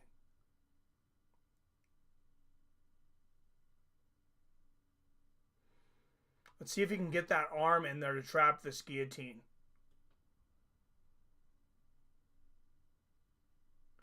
Hard to tell if he has the leverage. If you're Damon, you don't want to burn your arm out here. But I feel like Cody Gibson has expanded significantly more energy than Blackshear here in this first round. And odds are still even at minus 115. Vegas is not touching him right now. Gibson is dog walking our guy, fellas. Oh, Blackshear. Blackshear looking to tighten that choke up, though. 1 minute left here in the first. Yeah, he doesn't have anything yet, but he does have dominant position. Moves to side control. Look for elbows here. Oh, look at this. Cody Gibson throwing the legs up for the triangle choke. Blackshear out of that easily. And had dominant north-south. Now goes to side control. Back to north-south. We could see a north-south choke here. Oh, he's working on one. What did I say? I think I'm going to hit one here, guys. I said take Damon Blackshear at minus 130. I have a feeling that bet is going to hit here. Gibson looks like he's going to survive the round, though.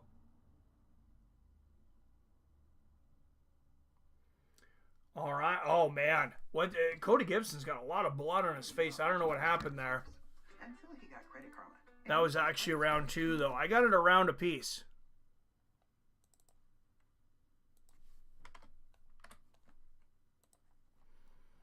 Going into third. This fight is a lot more exciting than I think anybody expected it to be.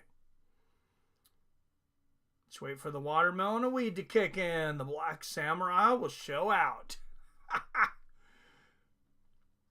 Cody's got him right where he wants him. Nope, not anymore. It's looking bad. Nope, we're good. They're going to get Blackshear watermelon between rounds like oranges at a kid's soccer game. Spinning wheel kick into a flying inverted triangle in the open seconds of round 2. Bet on it. Or you mean the opening seconds of round 3? I need to change the round here. That's probably because I was off a round, so we're going into round 3 now. So let's see this here. This is right at the end of the round. Gibson thought he was going for an armbar, but it ends up eating a nasty elbow from Damon Blackshear. But that actually. Oh, that's what cut Gibson open. Should have figured an elbow. Roberts is 19-19. I agree. Oh, good body kick from Gibson to start. Wait. That was a long-ass round. I thought we had 2 rounds. No, you're right. This is round 2. Whoa, what a... Oh, big left hand there from Blackshear. Man, what a back and forth first round. A couple of big right hands from Blackshear. I literally thought that was 2 rounds. Good body kick from Damon. And there's a good left hook from Gibson. Man, who the frick won that round? That's a tough round to score now. Round 3, am I behind a whole round? Me too. No, I don't know. No, I'm just drunk. Apparently, drunk off half a beer. That first round there was so much action. I thought it was 2 rounds. Good push kick to the body there from Blackshear. That was a close first round though. Good little leg kick there from Gibson. Nice left hand from Blackshear. Oh, Gibson with the combination there. Blackshear needs to take this back down to the ground. Left hook to the body. Couple of good right hooks from Cody Gibson.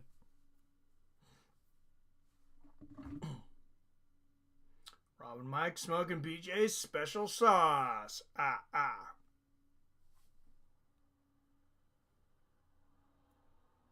And Damon Blackshear back to a huge favorite at minus 425. If you'd have listened to me, you would have got him at minus 130. Which I think was a hell of a deal. Oh, Blackshear on top now.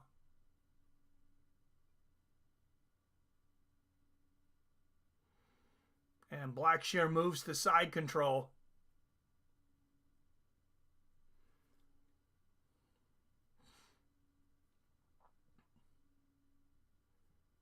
Good elbow to the body from Damon. Can anybody be minus 420 in this? Yeah, that's a good freaking question. That's pretty ridiculous, right? Oh, he's minus 620 now. Blackshear's minus 620 now. Yeah, this is a close fight. Halfway through the second. And Cody just exhaled. He just exhaled like he just gassed. His first win is gone. There's a couple of good elbows from Blackshear, but you could see it in his face. Cody Gibson just gassed.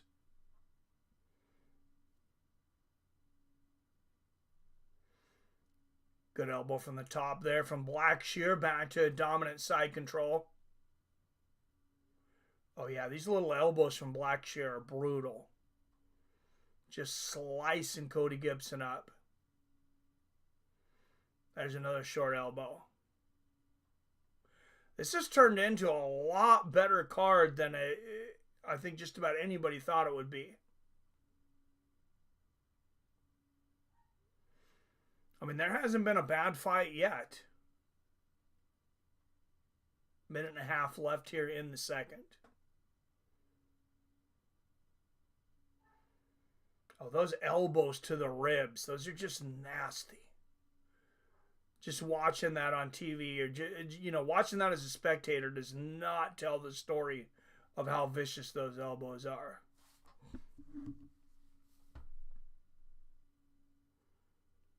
Cloud says, ouch. All right, 1 minute left here in the second.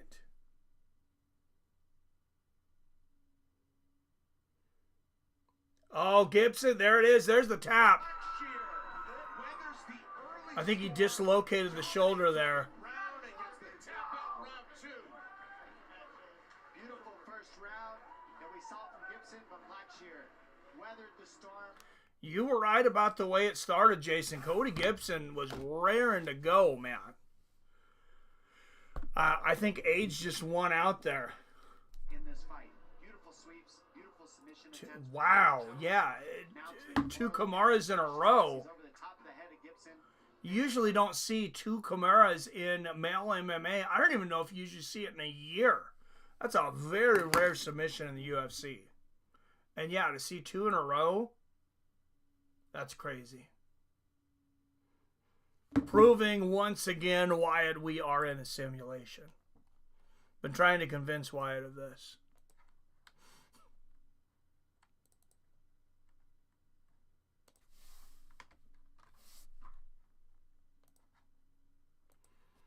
All right, that's a win for the community.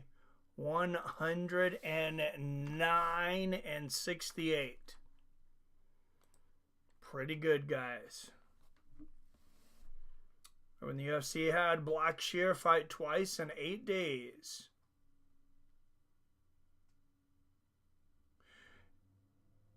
I don't. UFC trying to kill off the Black Samurai. Let me ask you about your student ATH, or student athletes. The Watermelon Warrior. Oh my God. Need an easier difficulty. Where's the menus? Clavin. Every Monday and Thursday, don't miss it. And of course, the ultimate That's good. next season coming up. Torches. Get it inside to Joe. All right, 3 spot coming up. It's officially 4 minutes, 9 seconds of round number 2 for your winner, Damon, the Monster Blackshear. I'm here with the winner, Damon Blackshear. Congratulations, great performance. We came out the gates like a bat out of hell, where you proved that technique and perseverance pays off. Beautiful Kimura in the second round. Thank you. I probably ate a little too much during the rehydration, but we're all good. What was the reason for the slow start? Because as I said, he came out, he called. Might have been him eating a little too much. I was just like, fuck, I ate too much. So, let me just You seen it in his eyes, Jason. You see those chicken wings. there was no play to me, so I was just gonna Oh my God, we're all going to hell. let me get my composure, and then I was gonna work on him. You came close to a submission in the first round. You guys knew that coming in now. Second was That sure looks way more jacked than I remember. Yeah, I thought I was gonna touch him up on the feet. He's gonna be like, okay, I can handle it there. And then he's gonna Dude looks like he's been eating dragon meat. I mean, survive the guillotine. if Alistair was eating the horse meat, this guy's eating dragon meat. deep and Jesus. guillotine. Ladies and gentlemen, your winner, Damon Blackshear. Cody was fired up. Hell yeah, he was. Gonna start calling him Master Matheson.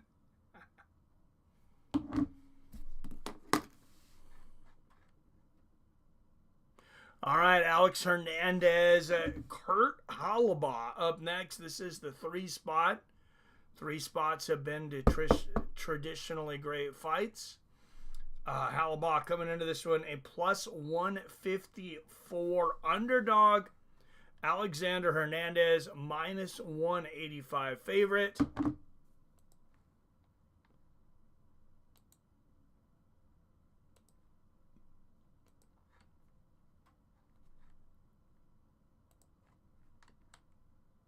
See there, listen to our conversations, Wyatt. Mr. Jason Kagan. Mikey, when in the fuck did Wyatt start sounding like Mr. Candy from Django Unchained? What? I've not seen Django Unchained. I don't... Oh my god! Sorry. Oh, why I haven't seen it yet, I don't know. People have told me it's good. Is your spouse a very sensitive-minded individual? Not generally. Okay, then you can watch it around her, but not the kids. Definitely. Oh, if it's that bad, yeah, no, I can't watch it around her then. She is a little sensitive, yeah. No. She can never know that you watched it. Ever. Because then fucking... I just saw Wyatt's comment. I could see from the previews that it was pretty out there. Jason out here imagining Colonel. Oh my god. Oh god, we are all going to hell, brother. Fucking Wyatt is on fucking 10 tonight. He's on 10 tonight. He's on fucking fire. Fucking God is a Vancouver madman. Oh man. Is that Undercover Brother movie, was that secretly made in Canada? You've seen that, right? He wrote White Girls. Wyatt Matheson is really fucking what's his nuts is Wyatt Matheson is the love child of Mel Brooks. You've seen Undercover Brother though, correct? Oh yeah. Could you imagine? That's not been that long ago. Could you imagine the fits that would be thrown if they put that in theaters today? Oh shit! Imagine if they redid American History X. Dude, they would burn down theaters over that shit. Oh yeah. Or Double Take when he starts asking about Schlitz malt liquor. Yeah. How you gonna run a successful business if you ain't got no Schlitz malt liquor? Malt liquor. Shit. Oh, Give me some of that Yardbird burnt to a crisp with some Schlitz malt liquor. oh my god. Fucking Wyatt's gonna get us all fucking banned. That's what he's gonna fucking do. That's what he's doing. He's a fucking secret agent, bro. You guys ran all the women. You guys ran all the women away years ago. There used to be women that watched this, believe it or not. There was this one chick, she commented in here heavily, and then fucking, I think Covington started winning, and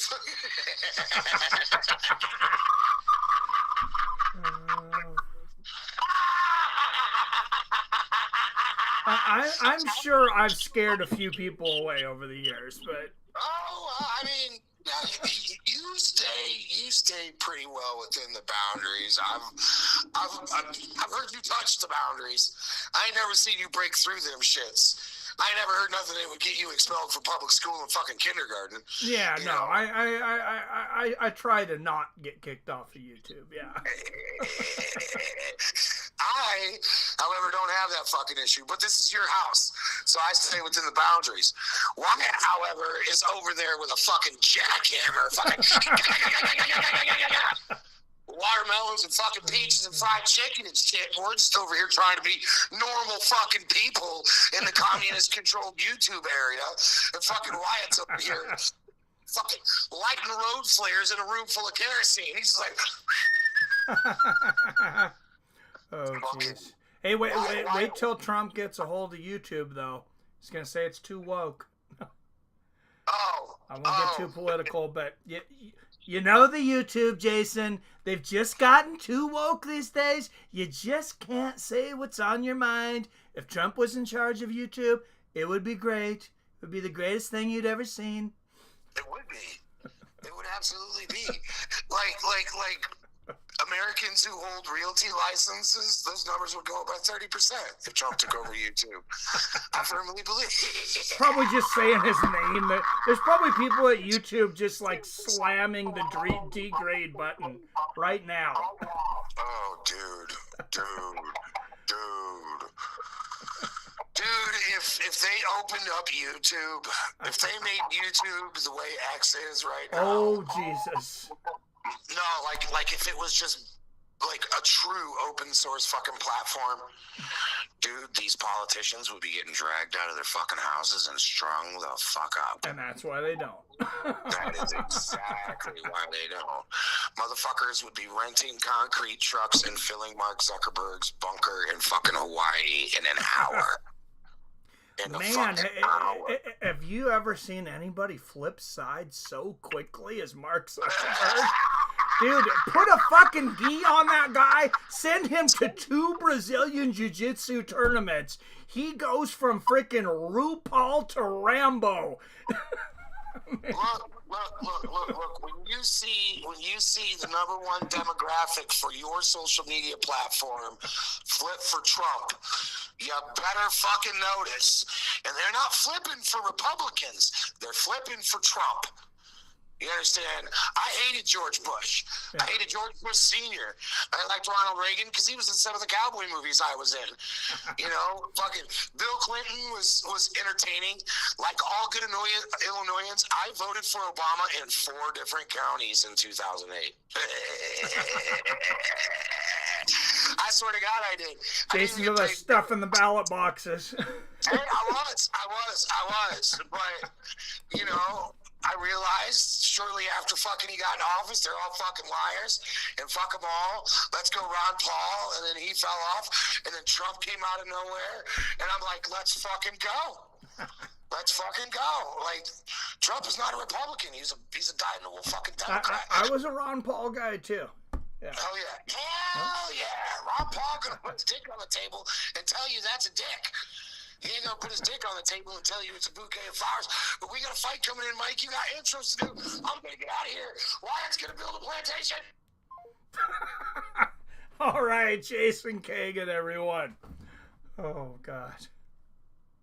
All right, I gotta catch up on Wyatt's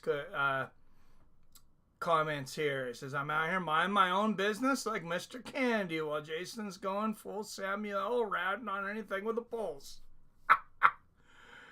Boundaries? The fuck is boundaries? Trump yet to build a wall? I see no boundary. I'm coming over. Red Rover.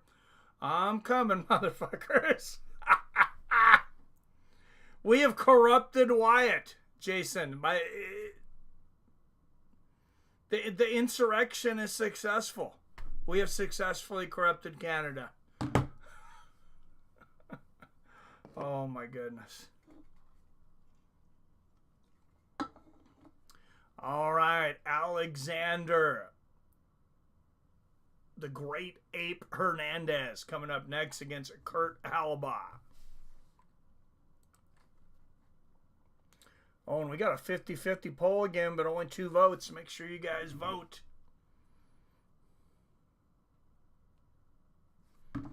Kurt Holobaugh has finished 18 of his 22 wins, 8 knockouts, 10 submissions.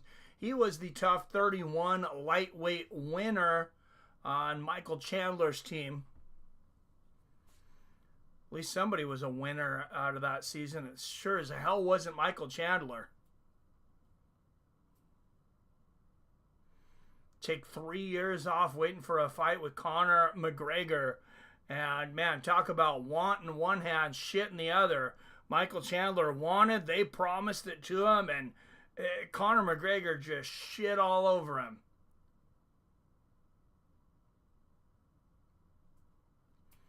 All right, here comes Anthony Hernandez.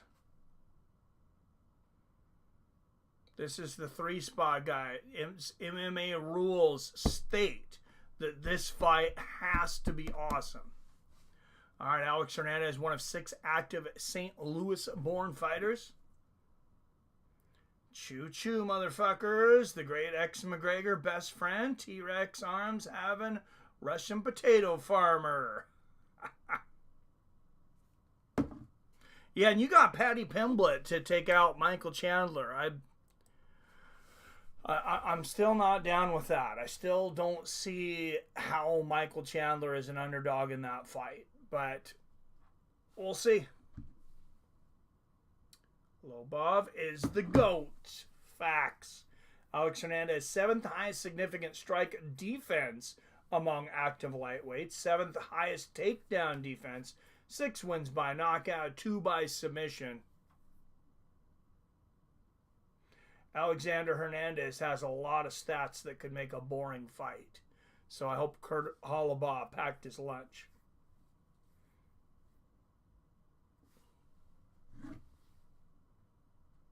Hernandez looks sickly. Dude, I don't know if that neurovirus must still be going around the Apex. Because, yeah, I'll tell you, there's been a few guys that have looked like they had that flu sweat. And, I mean, you guys recognize that flu sweat. All right, Kurt Holobaugh, 6 years older at 38. 2 inches taller at 5'11". Alexander Hernandez has a 2-inch reach advantage at 72 inches. Hernandez, the minus 190 favorite. Kurt Holobaugh, plus 160 on the dog money. And what is our poll at? Still only 2 votes. What's going on? Why aren't you guys voting? Guys. All right, out of the blue corner, a plus 160 underdog out of Franklinton, Louisiana. 22 wins against 8 losses and 1 no contest. Kurt Holobaugh.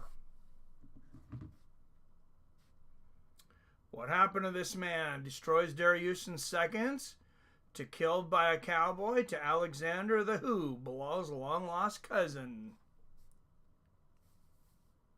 Yeah, good question, man. All right, out of the red corner is a minus 190 favorite of Denver, Colorado. 15 wins against 8 losses. 6-3 is a UFC favorite. Alexander Hernandez. Mike, how do you expect me to vote when neither has any melanin? Oh my God. Kerry Hatley is the... Is there a whiter man on earth than Kerry Hatley too? I mean, this is like a... This is like the whitest event that I have seen in quite some time. These guys aren't just white. They're like pale white.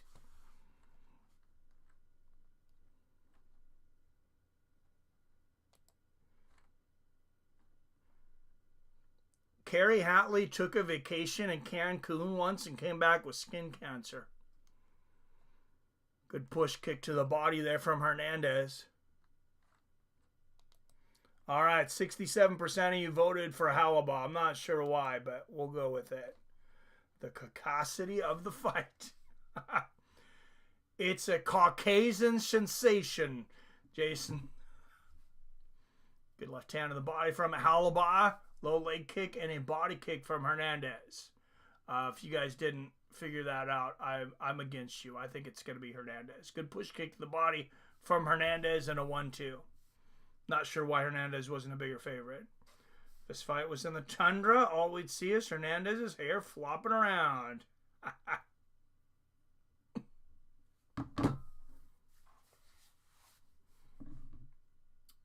Is this Hernandez's first fight back at 45?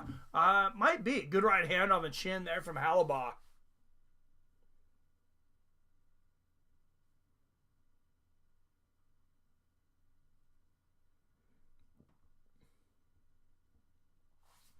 Hernandez looks like he's... Oh, what do you say, Wyatt? Does Hernandez have HGH gut? That looks like HGH gut to me.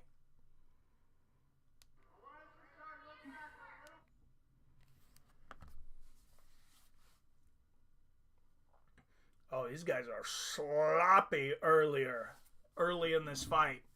There's a lot of missing. A lot of wild shots and a lot of missing. Good left hand connects there for Hernandez. 3 minutes left in the first.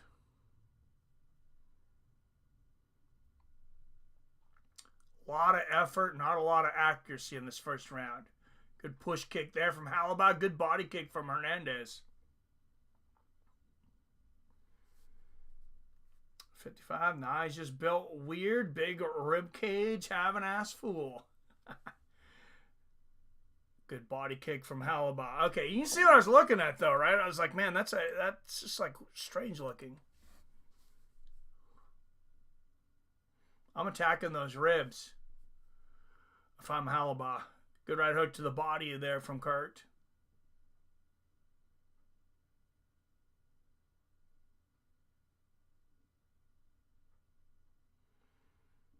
Good body kick from Hernandez.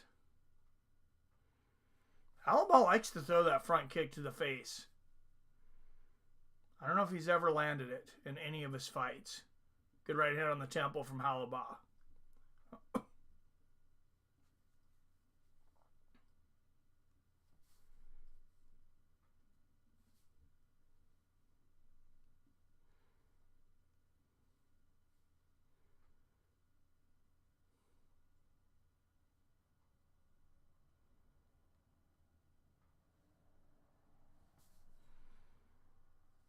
Oh, there's a right hook from Holobaugh, a three-punch combination. Good body kick there from Kurt. Hernandez fell over, but he was just off balance, I think. Good 1-2 there from Holobaugh.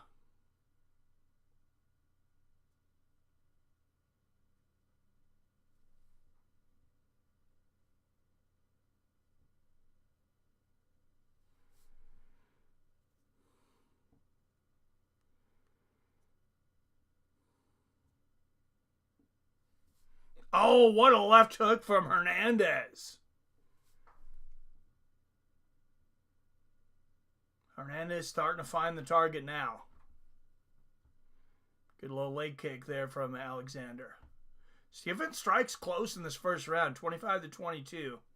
There's another good body kick from Hernandez. Good 1-2 from Holobaugh.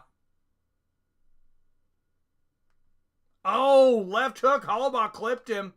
Holobaugh clipped Anthony there. And Hernandez shoot him for the takedown. Oh, and Holobaugh cannot stop it, but he's sinking in a guillotine. The way that he locked that in was he's got that in. He's got the arm in, too. He might have this. I don't see Hernandez moving. 10 seconds left in the round. No, it doesn't look like Hernandez is still in trouble now. Yeah, he's out. Okay. And Hernandez comes alive, throws a couple shots. I think Holobaugh won that round, though. People actually vote Holobaugh. I know Alex has been a waste of potential, but he's not this low level, is he? Yeah, that's what I was thinking. I was like, man, that bet kind of seems like a steal on Hernandez, but...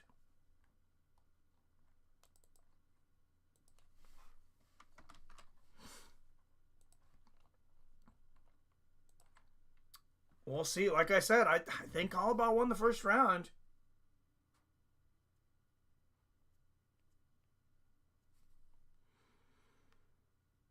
Yeah, I'm with you, Wyatt. I did not expect Holobaugh to come out like that. Hernandez, I believe, was a -190 favorite.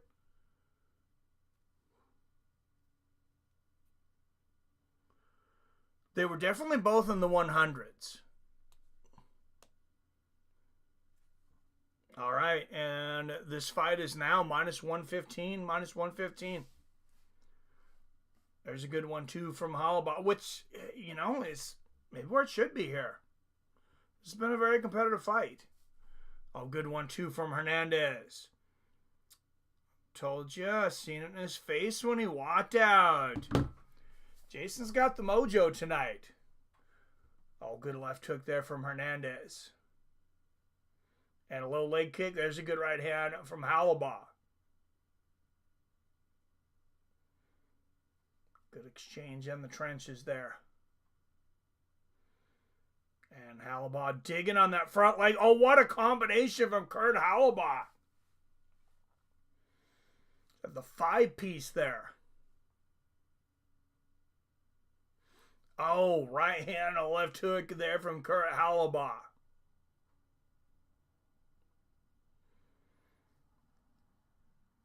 And that was a good check right hook there from Holobaugh upstairs, and then one to the body.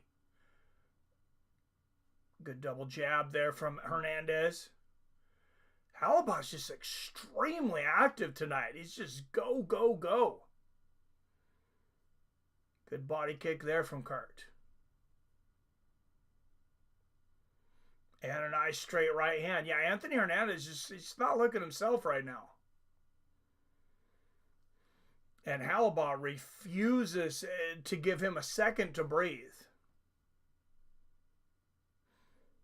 Oh, good right hand there from Hernandez.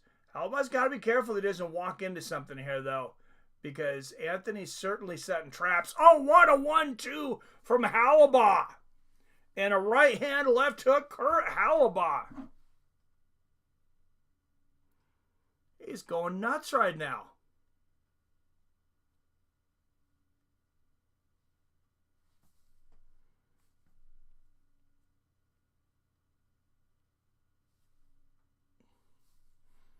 Good low leg kick from Hernandez. Right hand from Holobaugh. Oh, that was a good check right hook backing up from Hernandez. And Holobaugh's 38 years old.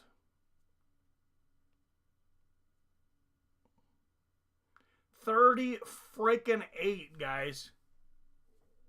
That is old at lightweight. Hernandez is only 32. Good right hand to the body there from Hernandez. And Holobaugh checks that leg kick, lands a right hand of his own.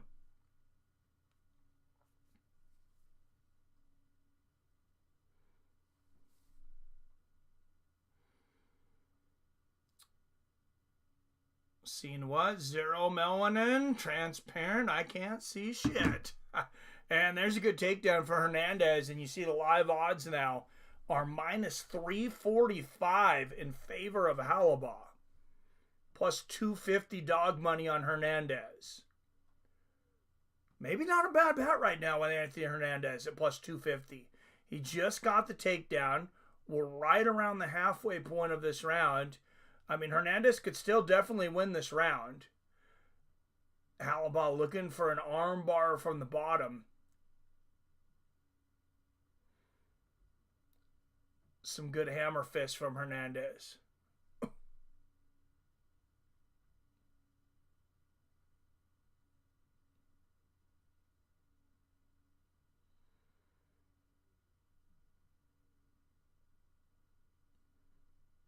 And Hernandez keeping dominant position. He's staying out of this armbar attempt, but he's not really accomplishing much. Now he lands a couple left hands.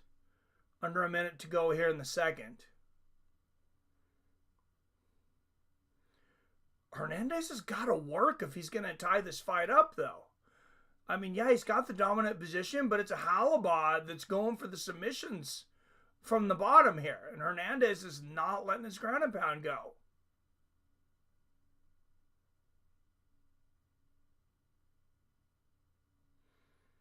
It's a tough round to score. There's a good right hand from Hernandez. In the closed guard of Holobaugh now.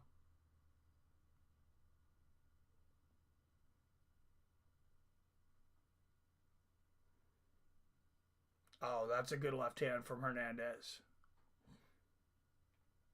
A big elbow from the top. Oh, that was a nasty elbow at the bell from Anthony Hernandez. Just cut Kurt Holobaugh's forehead wide open.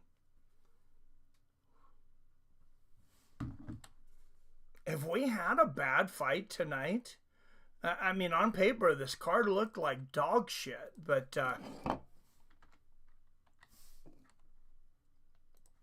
it's definitely been entertaining.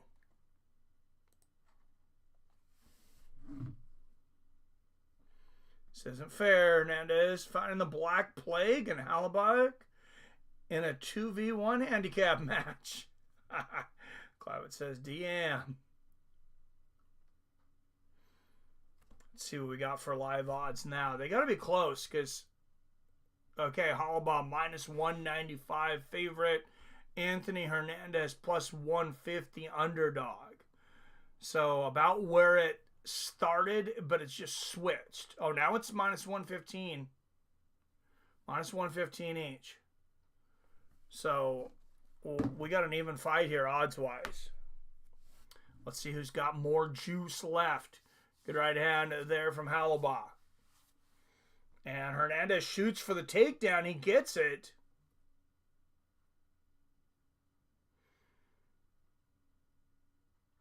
And Hernandez moves right to side control. Hernandez definitely has figured out where he wants to have this fight. And it's not standing in the center of the cage. 3 for 3 on takedowns. A sloppy choke attempt there from Hernandez. He kind of moves Holobaugh around and ends up on top. 4:20 left in the third. Hernandez might go for a head and arm here. He is exhausted, though. Look at this. Hernandez is literally just taking a break. He's taking a little power nap on Holobaugh's chest.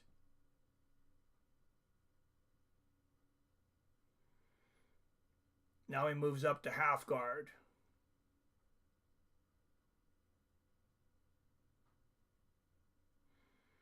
Half guard's not a bad place sometimes for that arm triangle either. Telling you, he has the plague. Yeah, he definitely looks like shit tonight. Like he feels like shit. I think that neurovirus is just going rampant through the apex. And some guys are dropping out of fights. Some guys are fighting through it. It's a nasty illness, though.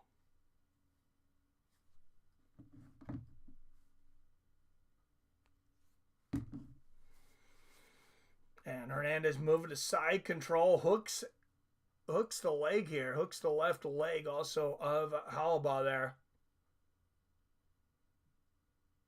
And looks like Holobaugh's just holding Hernandez, looking for a stand up here. Holobaugh is like, I like the way things have been going for me on the feet. Just doesn't seem to have much ability to get back up. There's a good right hand from Hernandez. And, Hernandez is slowing this fight, the pace of this fight, way down. I think it does have something to do probably with how he feels today. But he's just slowly beating Holobaugh up with the ground and pound here. Just doing enough to not get stood up.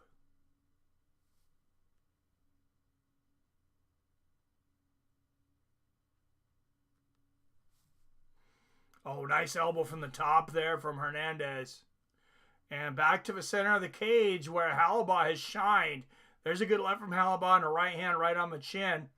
Oh, good left hook from Holobaugh. Hernandez goes back for the body lock. Can't get it. Holobaugh lands a good knee. Good counter left there from Hernandez. And he shoots again. And he scores. Be interesting to see how the judges score this round, if they like the striking of Holobaugh or the grappling of Hernandez.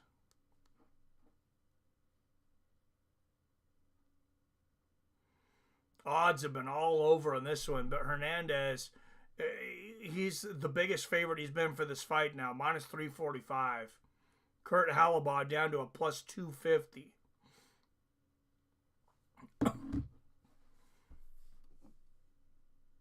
Oh, and this head and arm choke's starting to look legit here for Hernandez. He might have this.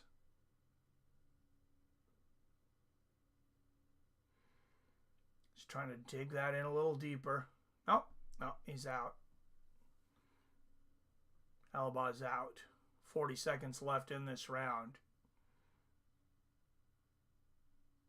Man, Holobaugh's got some nasty feet, though. Oh, could we see 3 Kimuras in a row? Look at this from Holobaugh. He's really working on this Kimura. Okay, and Hernandez breaks it. Oh, beautiful elbows from the top here from Anthony Hernandez. And I think he's done enough to win this fight. Good shots from the bottom from Holobaugh. But, oh, there's a big right hand. Couple of big right hands and left hook for Hernandez. And he finishes strong.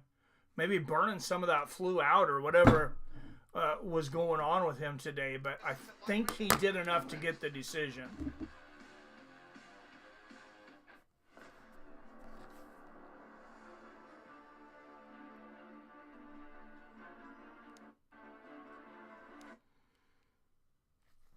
Yeah, he definitely might have the plague. All right, we're already at the co-main event, guys.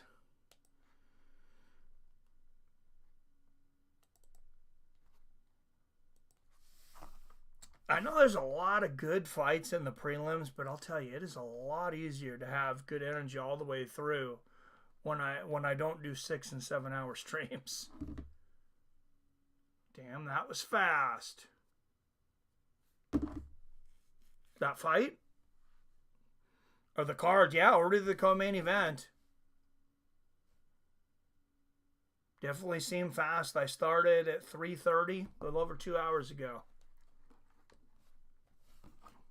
The judges' scorecards just Yeah, there were some fast finishes. Martinez enters the octagon. Will it be Holobaugh or Alexander Hernandez? We send it into Jomar to find out. Well, ladies and gentlemen, after 3 rounds, we go to the scorecards. The totals are 30-27, 29-28, and 29-28. 30-27. By unanimous decision, Alexander. I don't see 30-27, but 29-28 I agree with, though. Alexander Hernandez. Who gave him the first round? Always beautiful work on the feet. He was really tough though. He came after you. That's ugly. That proved to be the difference here tonight. Yeah, he was great.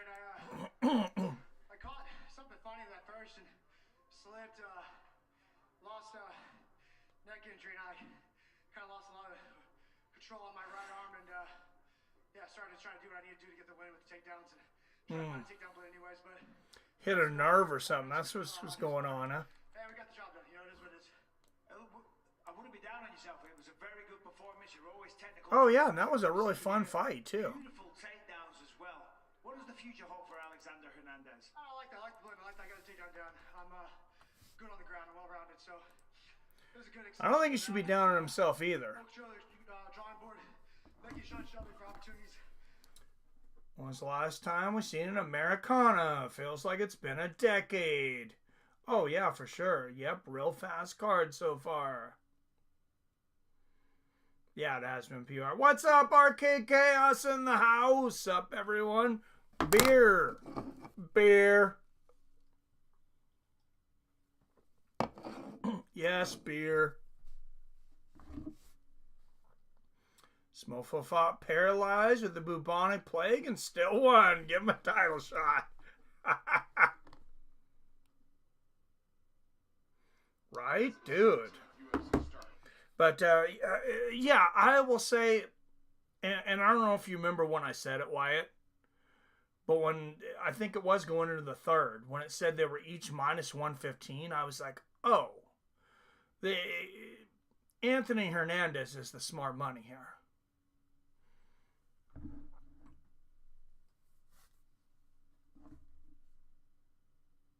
I do got vodka, though.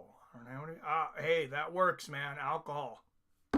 Alcohol is alcohol. Zaleski dos Santos, one of 16 wheel kick knockouts in UFC history.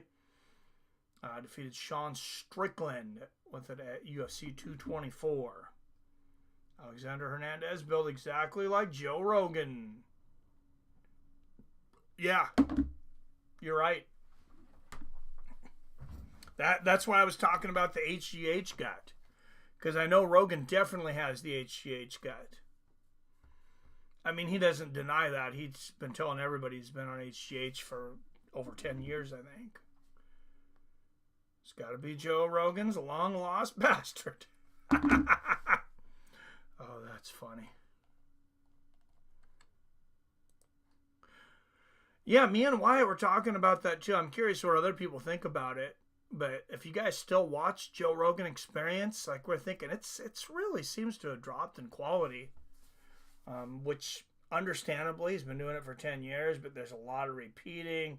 There's a lot of, he used to be super open about a lot of things. Now he kind of seems to be set in his ways. He would come off as impartial before. Now he's coming off a lot further right than he ever was.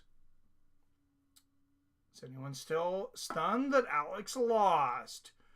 I didn't expect for it to go that way coming into the fight PBR for sure. But man, the way Magomedov dominated in that clinch, I was very shocked. I didn't expect at all for Pereira to get dominated that badly in the clinch. I thought it was going to be with grappling. It was going to end up being on the ground.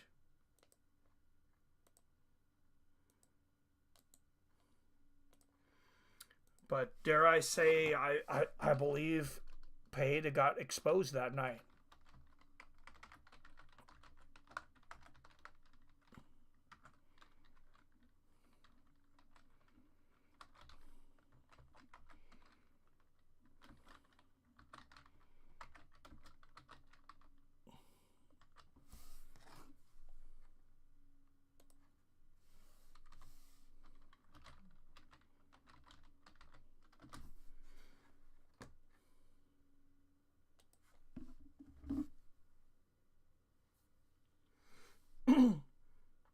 Where's the poll? It's up. It's up. So I'm not surprised. I kind of had a bad feeling he was going to lose that fight. I believe I remember you saying that, Arcade. It's a bad matchup for him. People underestimated the ability of Ank and his stand-up. And I mean, odds-wise, it was a close fight. Like, it was almost even on the odds. I think Alex closed as a small favorite. Dean says, good card. Yeah, it's been a good card. I don't think it was really expected on paper to be a very good card, but yeah, it's I feel like it's definitely surpassed what we expected. I said I ain't caught a chance on other people's videos and channels, and I got laughed at. Oh, those people are dumb for laughing at you then. I would call them out. To think that he didn't even have a chance? That's crazy. Now, I bet on Alex. I lost money. I'll be upfront about it. Luckily, I bet more on Gaethje, or I could have had a real bad night.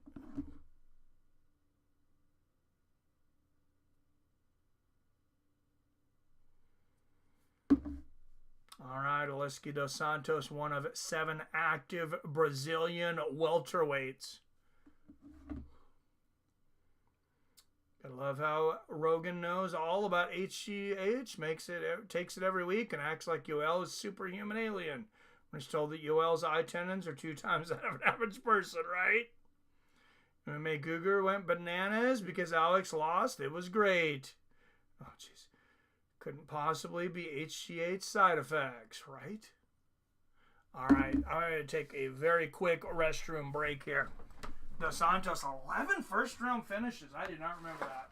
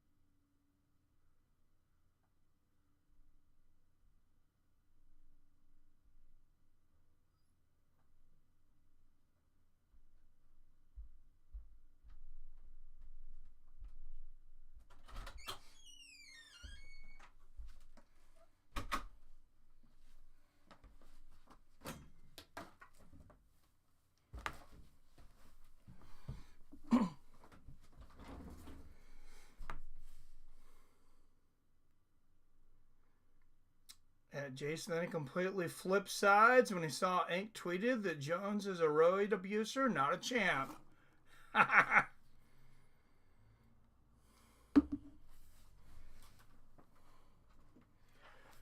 We talking about Rogan or Guru? That jackass. No.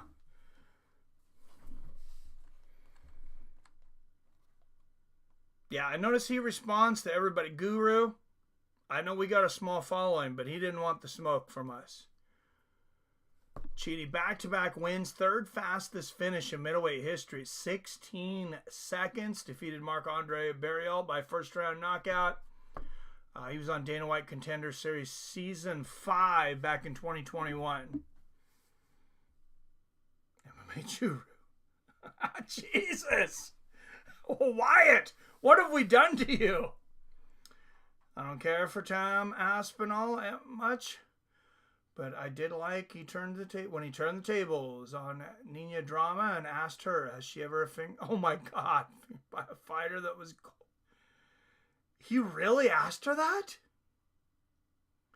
And you can tell by her expression she was lying. Oh, you know she's been with some fighters. There's no way she hasn't. All right, Dos Santos. 2 years older at 38. These are some old dudes. Chidi, 4 inches taller at 6'3". Chidi missed weight. 172 and a quarter. Missed it by a quarter pound. And Chidi will have a 7-inch reach advantage at 80 inches. I'm not near as upset as the guy missing it by a quarter of a pound as I am by somebody missing it by 5 pounds. Because you're giving, oh no, he missed by 1.5 pounds, right? Because you're giving a 1 pound allowance. I don't know why I was thinking 2. So he missed it considerably. Out of the blue corner, a -205 favorite out of Francisco Beltrão, Brazil. 25 wins against 8 losses and 1 draw. Elizeu, Zaleski dos Santos. All right. Oh, just 3 votes. Anybody else going to vote real quick here? How the hell you not see the Aspinall? Here, Mike. I just haven't. Zaleski been around forever, right? I know, right, White? All right, out of the red corner. Plus 170 underdog out of Garland, Texas. 24 wins against 10 losses. Chitty chitty bang bang. Njokuani. All right, it looks like finger bang bang. It was 75% of the votes.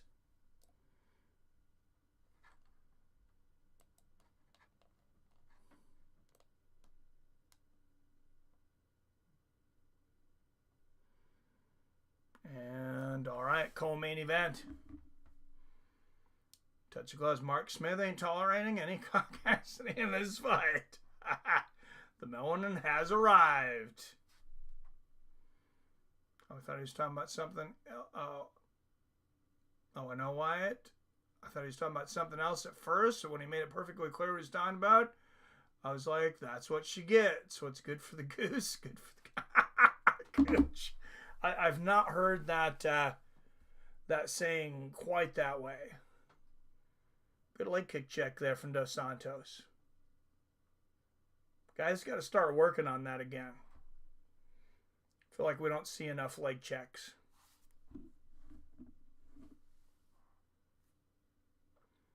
I've seen the latest Cain Velasquez interview, or at least for the last few weeks, where he said Dana White paid his bail. No, I didn't. But I'm not surprised. Dana's really been supportive of him. A couple of good push kicks to the body there from Chidi. I don't think Cain's got to worry. I don't think Cain's going to jail, to be honest. Unless I missed something. Unless he's already there. Good little leg kick there from Chidi and the push kick to the body. I think the way things are turning, the direction things are turning right now, I really don't see him going to jail.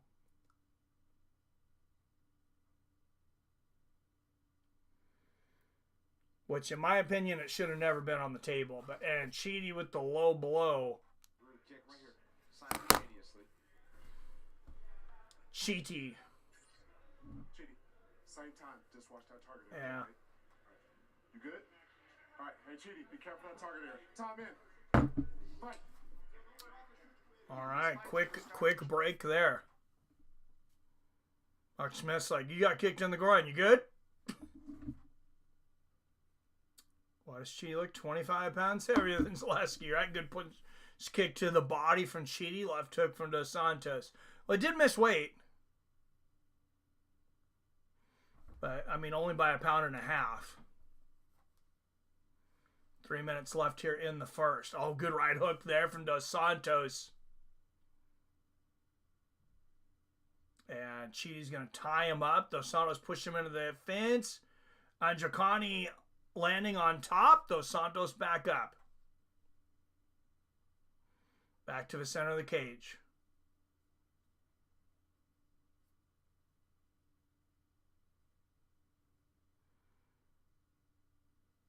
Halfway through the first. Good push kick there from Chidi.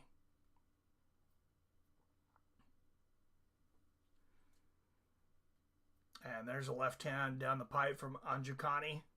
Good low leg kick from Dos Santos. I really thought like these guys looked like they wanted to come out at a much faster pace than this. Both of them looked pretty excited and energetic, and now Dos Santos running for the takedown. Oh, what an athletic move by Chidi. Jumping over that sweep, but he still ends up on the ground for a moment. That was wild. I just say I have not seen that move in a minute. I mean, he did shoot an innocent person. And if he gets sentenced, I'm sure Dana can get Donald Trump to pardon him. That's kind of what I was implying. Arcade happens to be the best of us. Can't say I would not have taken the same shot myself, Arcade. I'm not saying that I wouldn't have possibly done it either. Sometimes we got to pay for our mistakes. What do you think they should do to him, though? I mean, probation. I'd say probation. I think is more than sufficient.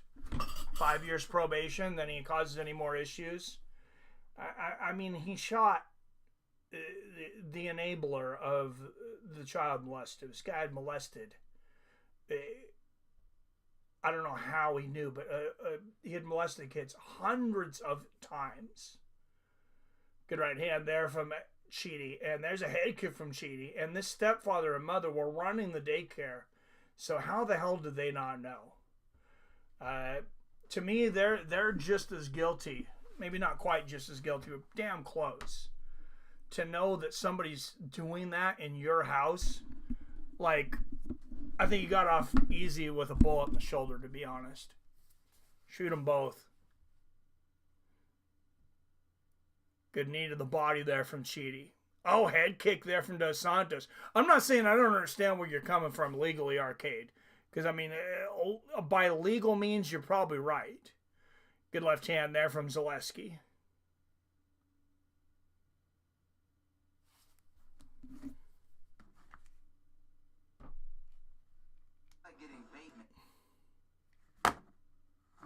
Yeah, so by legal means, you're definitely right, Arcade.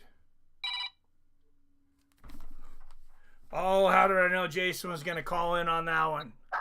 I think Cain Velasquez should be fined heavily for not killing the fucking child molester. I knew it when I heard the phone ring. I knew exactly. I think Cain Velasquez should be sentenced to finishing the fucking job. I think Cain Velasquez should be Donald Trump's child molester czar, and they should give him the fucking same thing Anton Chigurh had in No Country for Old Men that you used to blast through the craniums of cows, and just go from child molester door to child molester door, putting holes in child molesters' heads. That is his fucking restitution. Death to all child molesters, death to all child molester apologists, and death to all child molester producers. All right, Jason Kagan with some words of wisdom, in my opinion. All right, here we go, round two. Good side kick to the body there from Zaleski. Push kick to the body from Chidi. Oh, man, they're banging it out now. Both guys landing big shots. Head kick from Njokuani. And Asano shoots for the takedown. Good defense there from Chidi. Keep it standing.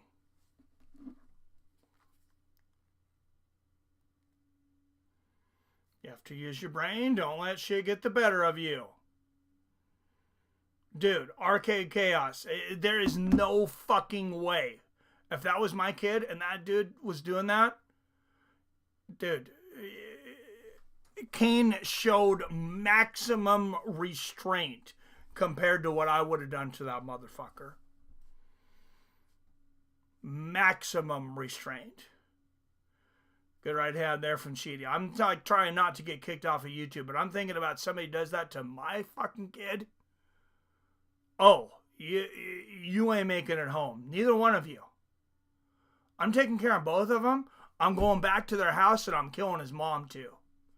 Good one too from, oh, there's a eye poke. Because she enabled that sickness, that sick fuck, for all those years to do that to all those children. It's just fucking evil.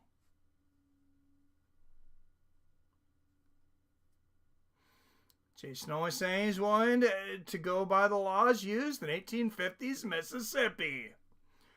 Me too. My family's been around the area since the 1500s. Holy shit.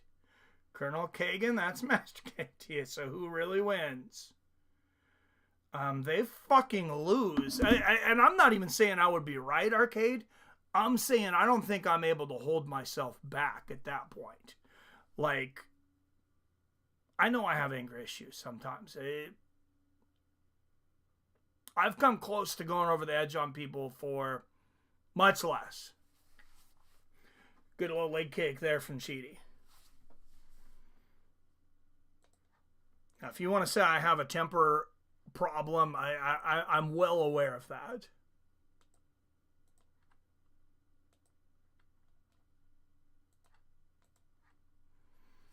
All right, 3 minutes left in this one in the second round. Oh, good knee to the body there from Njokuani. Oh, and a big combination from the top and elbows from Njokuani. It is all over. Chidi with the bang here in the second round. That's the way you finish off a co-main event. What a surprisingly good card. You know what they say about anger issues, Mike? Good people have anger issues? I don't know. Who loves you, baby? Who loves you?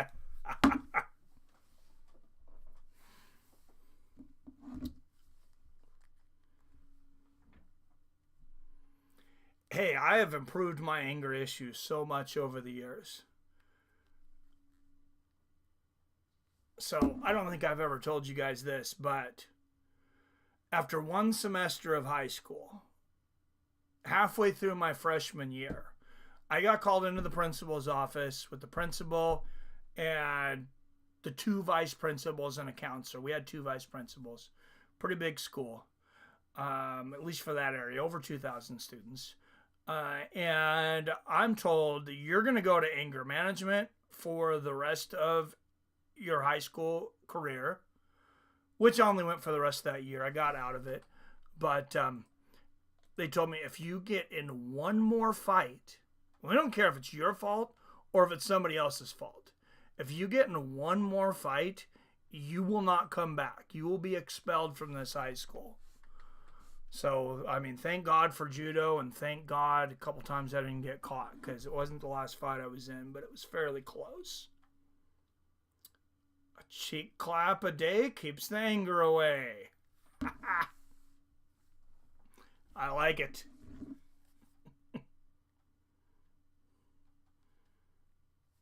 I was expelled from public school in kindergarten.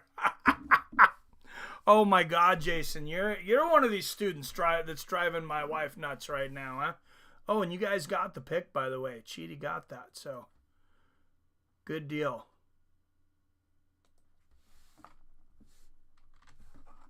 2 minutes 19 seconds of round number 2. Your winner by TKO, Chidi Bing Bang and Njokuani. Chidi and Njokuani, congrats. Beautiful performance. It was very strategic. You were using your range, keeping him at bay, using those front kicks, and then the second round, a beautiful knee from the tie clinch. You got to be happy with that. Yeah. Hey, I'm real happy, man. I was coming here expecting like a 3-round war, and I just kept preparing myself like, man, you got 3 rounds. Just keep picking them apart. You got 3 rounds. I don't know what the hell I hit him with, but it ended up fight early. So I'm like, oh shit, fuck it. Let's go. It was a big knee in the second round. Maybe we can get it on the screen and you can talk us through it. Coming into this one, he said that this was going to be kickboxing versus capoeira. Is that how you thought the fight would play out? Yeah, low-key, I was waiting for the spins. Yeah. I saw him kind of setting it up a little bit, but maybe I was doing pretty good with the distance. All right, main event coming up. He didn't want to just like waste his moves, and now I know Martin Vettori, Roman Dolidze. But it kind of just went exactly how we trained for this, man. And I put in a lot of work with my team. Sergio Pino, one kick Nick, my brother Anthony and Njokuani. We've been working, bro. Everybody over at the PI. We've been working, bro. I've been busting my ass. And by the way, that weight miss situation, I was ready to cut that pound, but the doctor was like, nah.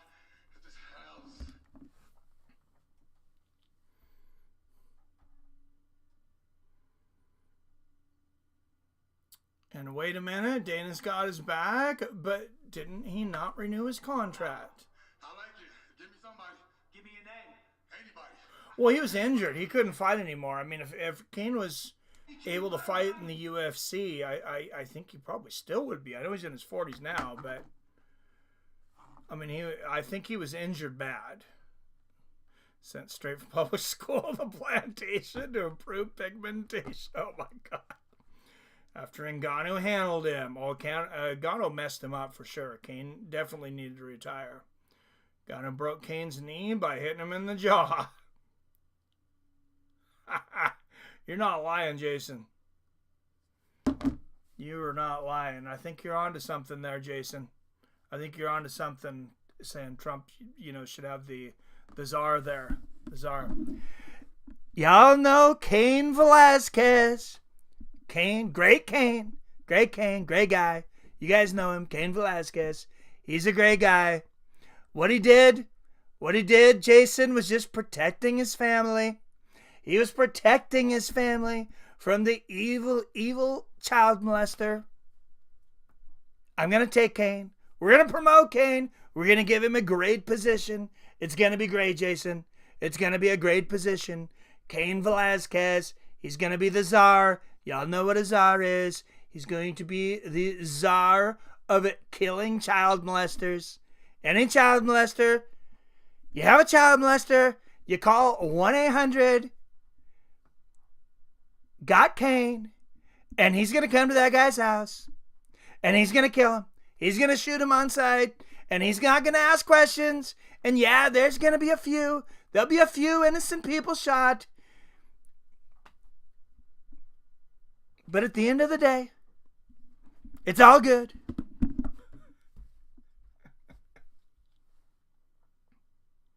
We'd like to see Kane and Frank in their prime. Go at it, right? Frank Mir? That's a beatdown in my opinion.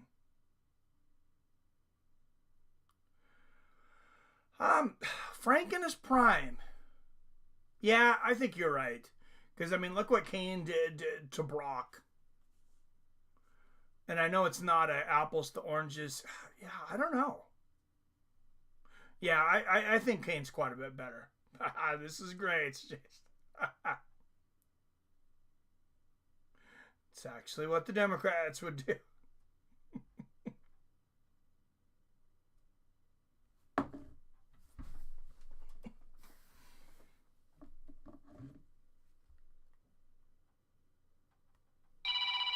Arcade KS with the I'm not surprised, motherfucker.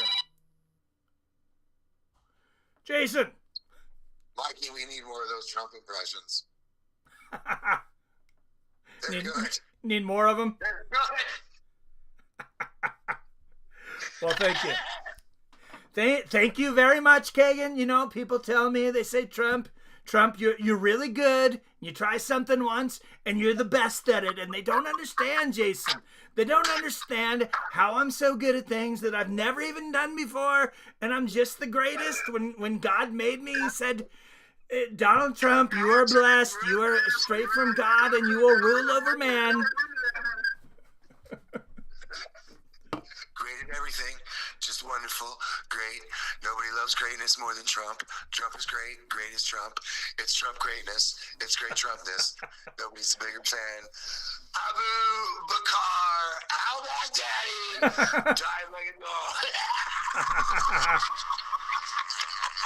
Jason, you've been a great addition to this community.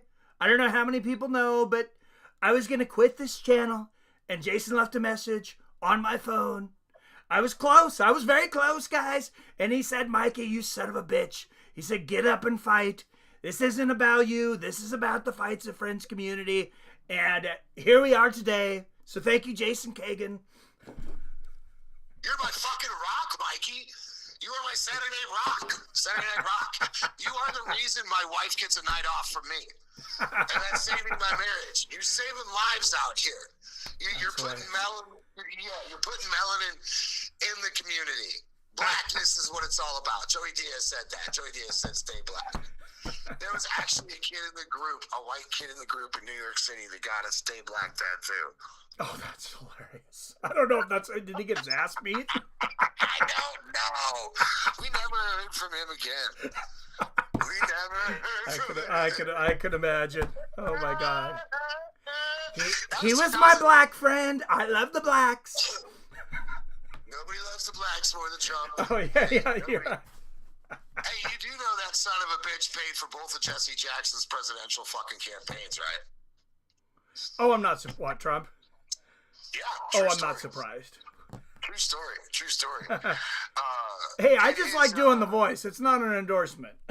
No, it's tremendous. It's tremendous. Well, thank you. I've been working on it. I don't think it's quite there, but I'm... Do we think Vettori's going to be able to pull anything out tonight? I don't think he's gonna. I think if he loses, age is going to be the factor. He's 38 years old. He just came back. He's coming back from a shoulder injury. Yeah, and he's been in a lot of wars. I don't know. I think when Izzy was champ, I think the UFC used up a lot of talent before they needed to. I think they pushed a lot of guys before they needed to. You know, but they never gave Musasa a fucking shot. Oh no, he was ejected. Yeah. Yeah, they didn't want to see Gegard Musasi fight motherfucking Izzy. They didn't want to see that. I always thought that was a really tough matchup for Izzy. I think Gegard could have took Izzy. Now, do I think Gegard could have fucking fought Costa? Can we do soccer kicks? Right. I don't know. I think Musasi could have beat him, but our main event guys, I think they're getting ready to fucking walk out. They're doing a pan across the arena. I'm about 22 seconds ahead of you, but I don't see anybody coming out with those fucking Trump impressions. No, Dolidze's walking out, so I'm gonna shut my fucking cocksucker up so you can talk about this motherfucking walkout outfit later. All right. Thank you, Jason K. and everyone. All right, Roman Dolidze out of Batumi, Georgia.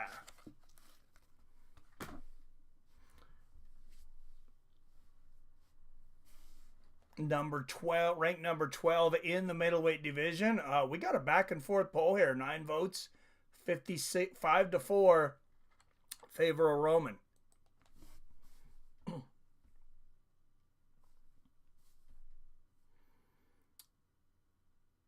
That's actually a pretty good Trump impression. Well, thank you, Arcade. The only person vote for Vettori. That's about half and half hit now. I mean, I don't want to say it, but it is prophesized, and we are in the end days. Heroin is a hell of a drug. Yes, it is. Melanin is in the air tonight, baby. Yes. Mike is a fantasy. I was born in the ghetto. Dolidze is older than... Is he? Is Dolidze older? Is he the one who's 58? Did I screw that up? Let me look that up real quick.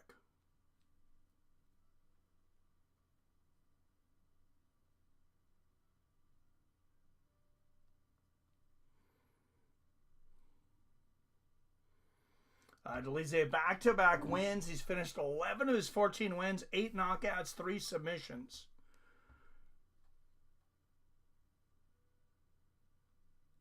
He certainly doesn't have the miles that Vettori does.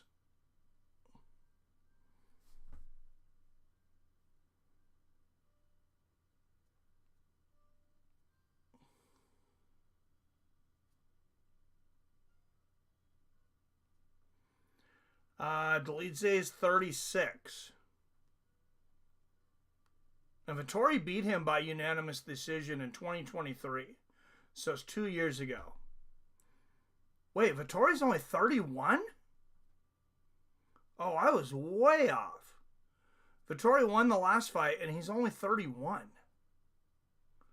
He's got a lot of miles on him, but holy shit. Yeah, you nailed it, Wyatt. He is way younger. Vettori's way younger. Vettori has all the tools, but he gets inside of his own head and gasses. Vettori, they get scored. Musasa was fired. Yes, sir. Who's next for MVP? Man, he was good last time. I picked Roman, but I wouldn't mind seeing Marvin win. I think this is a hard fight to call. Dolidze looking juicy, Jason. Just thinking the opposite, Jason. He looks smaller and softer than I remember. Out of Trento, Italy. Here comes Martin Vettori.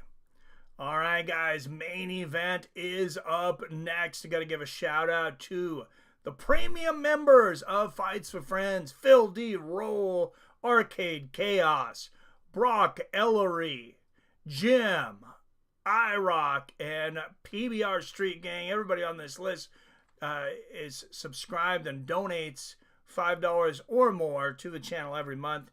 So thank you for you guys. Thank you for the donations today. Jim and Phil D. Roll with the super chats, and just everybody that's here every week having fun, talking shit. All right, Martin Vettori, 2 wins by knockout, 9 by submission, 8 most significant strikes in middleweight history.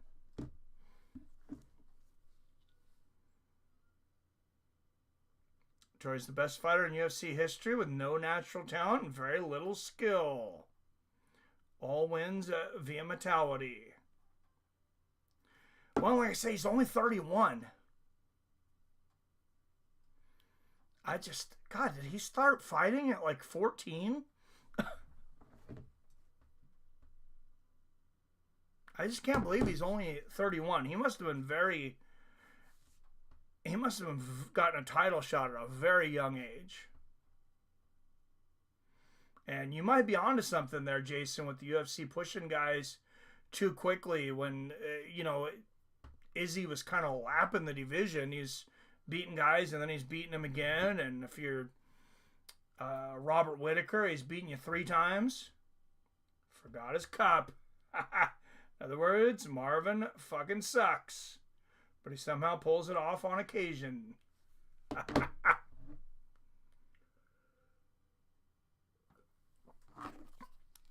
That's the meanest way of saying Heart of the Lion that I can possibly think of, Wyatt. Martin All Heart Vettori.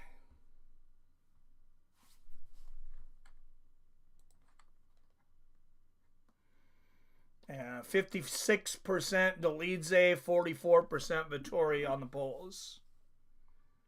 Forgot his cup, pants on backwards, an absolute genius. Hasn't he done a few other things like that too, Vettori? He's probably just got some social anxiety. I can kind of sympathize with that. Vettori to win by submission plus 800. I don't hate that prop.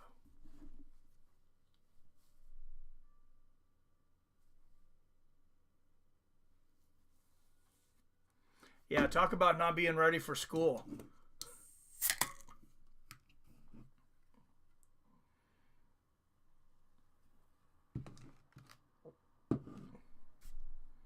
So when your kid's teacher tells you, hey, your kid's not going to succeed, keep forgetting their pen, keep forgetting their paper, and be like, hey, Marvin Vettori's a fucking professional fighter.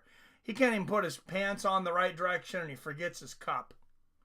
All right, Roman Dolidze, 5 years older somehow at 36 years old, 2 inches taller at 6'2", weight is even, 186 for each, 2-inch reach advantage for Roman Dolidze, who is just a slight dog. How much CTE did he get back in the Canyoneer fight alone? He got hit a lot. That's for damn sure. All right, guys, UFC Fight Night, the middleweight division.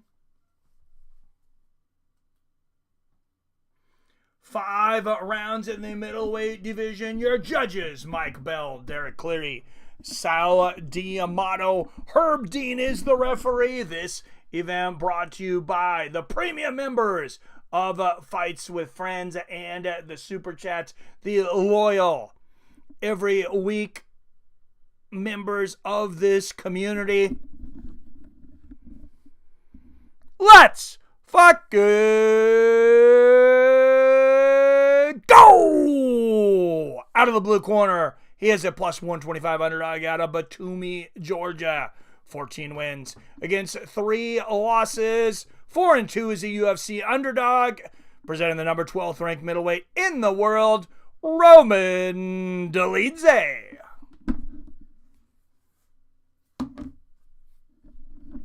And out of the red corner, a minus 150 favorite out of Mezzo Corona, Italy. 19 wins against 7 losses. 9-2 is a UFC favorite, presenting the number 8th ranked middleweight in the world and former title challenger, Martin, the Italian Dream, Vettori.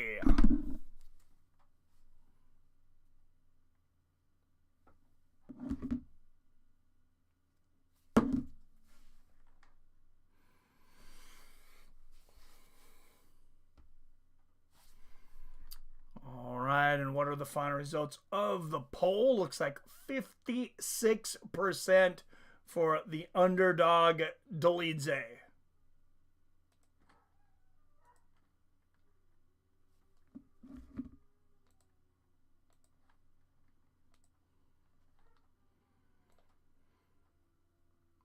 Leva Marvin signed the contract, thinking he was fighting Roman Kopylov, and didn't find out 2 weeks later that he had the wrong.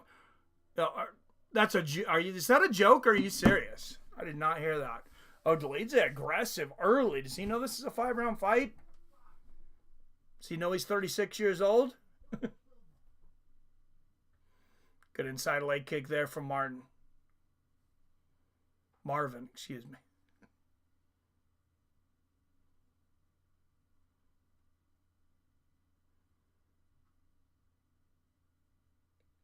Vettori on the outside, just kind of filling his range. Good low leg kick there from Vettori. Dead serious. Talked about him multiple. Oh, that's incredible. I got to root for him just based on that. Good right hook there from Roman. Inside leg kick from Vettori. And there's another one.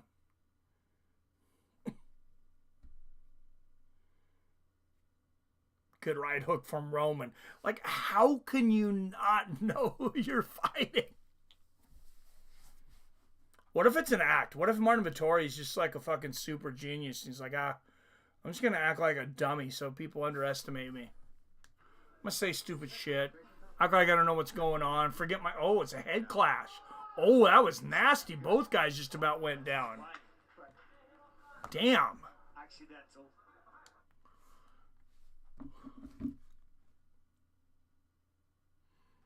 I do it all the time. It's definitely not an act. No, I didn't think it was. I was just being funny, though. Good inside leg kick from Dolidze. Left hand from Vettori. There's a good right hook from Roman.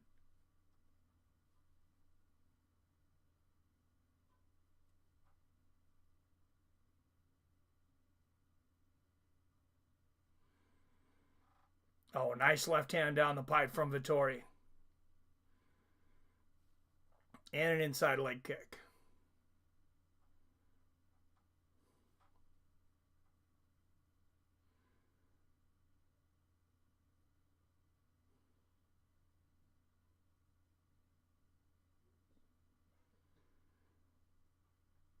Oh, there's a good right hand right on the chin for Vettori, and there's a right from Roman. Push kick to the body there from Marvin.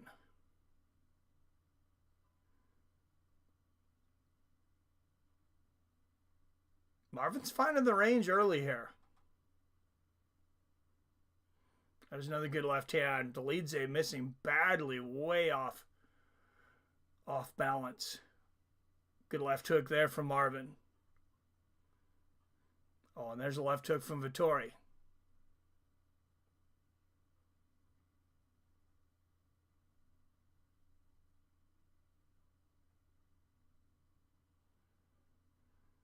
Is that a standing axe kick attempt there from Dolidze?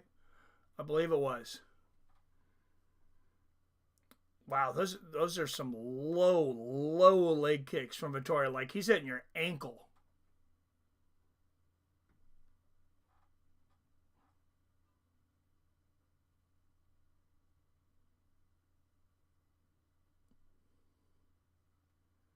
Good push kick to the body from Roman. Nice left hook from Vettori.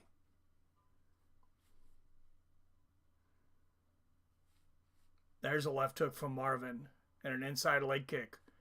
If you're Marvin Vettori's corner, I think you're pretty happy with this performance so far in the first round. Good low leg kick from Vettori. Nice counter right. Gets out of the way of that spinning elbow attempt of Roman. And, you know, he's not expending much energy to land these shots. Good straight right to the body for Marvin, but he's definitely outlanding Dolidze. 1 minute left in the first.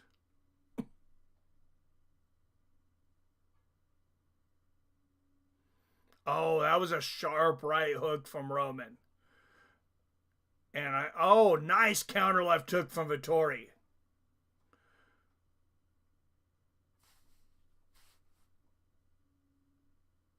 Good inside leg kick there from Roman.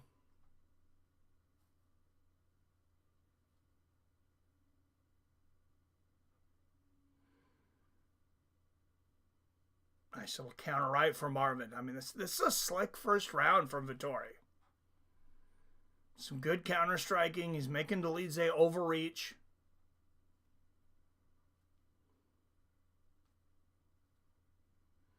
Ten seconds left in the first.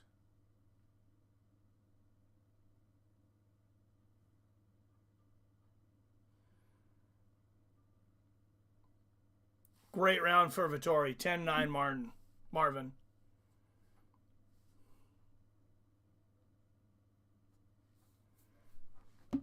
All right, round two coming up.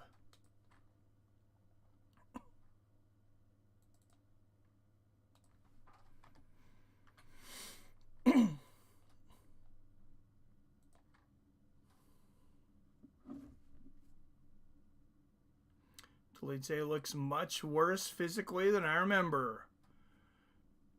Yeah, he did not look good in that first round. He is or you are? He's waiting. Okay. This is good. Yes, sir. You want me to stay? Is that what you said? Yeah. Oh. All right. Okay. I know you're hand fighting over here, but sometimes your hand is straight here. If you're hand fighting, I need it here. This is going to cause an eye poke. Okay? Herb Dean just kind of telling Dolidze, hey, keep your hands closed. We don't want to see an eye poke.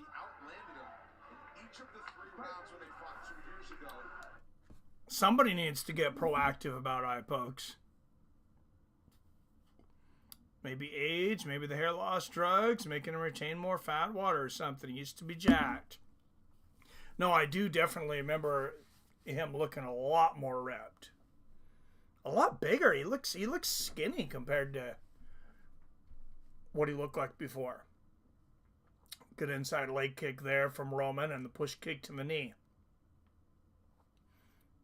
Vettori battling back. Good right hand there from Roman.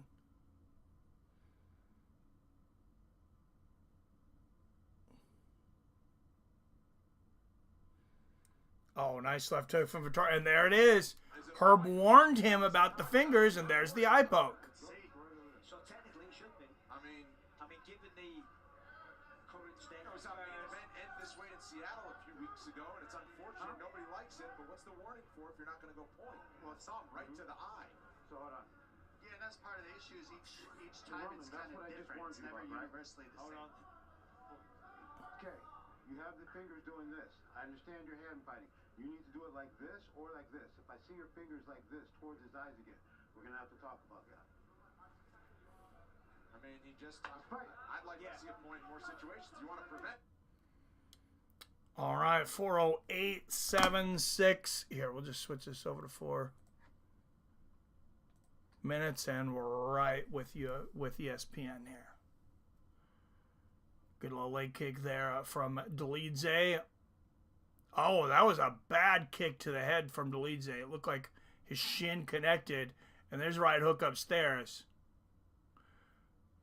I'm not sure Vettori wants to get in a firefight with Dolidze, but he seems willing. Maybe a little too willing. Good right hook there from Roman. 3:30 left in the second. Oh, nice right hand there from Roman. Another good combination from Dolidze. I think Marvin needs to kind of back out. He was doing good with that earlier. He had the range. Dolidze's oh, nice 1-2 there from Vettori. I couldn't tell if the spinning elbow landed or not for Roman. I don't think it did. Maybe on the shoulder. It was quick. Good little leg kick from Vettori. Much better round from Roman so far. And there he is. He was opening up his fingers there for a moment again. Look at Herb. He is locking in on those fingers. Good left hand there from Roman. And there he is with the hand fighting. Open fingers again. If he gets Dolidze with another eye poke, that's got to be a point. Or if he gets Vettori, excuse me. Good right hook there from Roman. Halfway through the second. Skinny and fat compared to the old Roman. Exactly. Got to be a point. No point. Fuck Herb. Hashtag demote Herb. Well, his first warning, I didn't expect it because his first warning, he hadn't actually poked him. He was just open hand, which how many fighters don't fight like that with the open hand? Like, it seems like half of the guys do this. Like half the fighters in the entire UFC. Oh, he just shot his fingers out there, though. Good little leg kick there from Vettori. Nice right hook there from Dolidze. I feel like the over-under on Dolidze getting another eye poke is about minus 500 for yes. Good right hook there from Marvin. Minute and a half left in the second.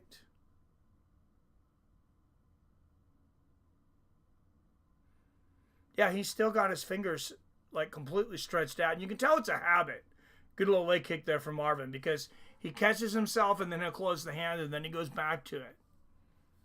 Good left hand there from Vettori. Oh, nice body kick from Roman. Much, much better round for Roman Dolidze. Low leg kick and a right hook from Roman. I like that little shovel elbow from Roman. I like it better than the little, whatever that weird back fist is he throws. Good left hook there from Vettori and the inside leg kick.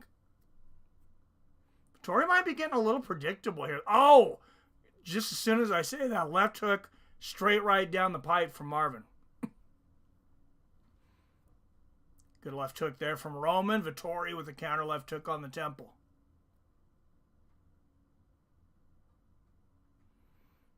Inside leg kick from Vettori.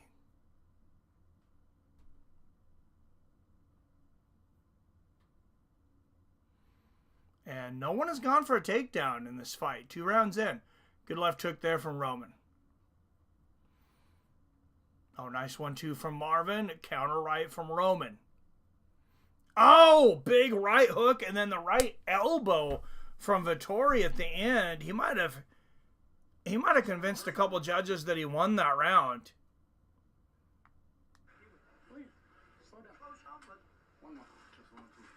I want to say it's a round apiece. But all he's really got is his inside low kick. Okay, so I know, but I need you to start picking up on the volume because you're doing great there.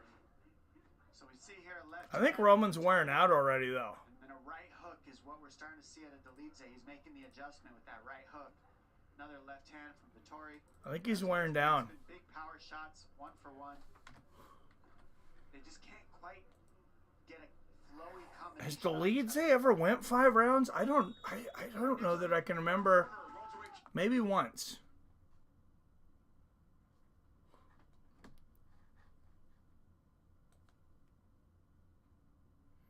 Warning followed by a point. Poke is a point. Should be a rule. Agreed there. Mike better hope they become way more strict with eye pokes, or Chandler's going to have a chance with Patty poking Pimblett. Isn't going to have a chance. Yeah, you're right there. Good right hand there from Roman. What's up, Chef Johnson in the house? Says 1-1. I agree. Oh, good body kick there from Vettori.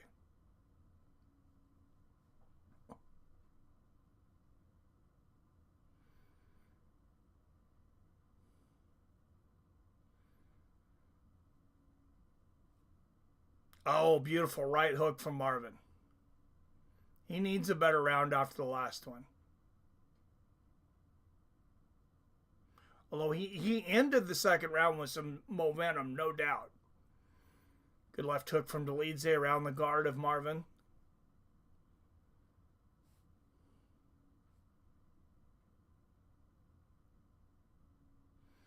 Oh, right hook, left hand from Dolidze. There's a good left hook from Marvin. And Dolidze shooting for the hook, and Marvin lighting him up. Oh, 2 big right hands from Marvin, and now Dolidze with the 3-punch combination. This is heating up.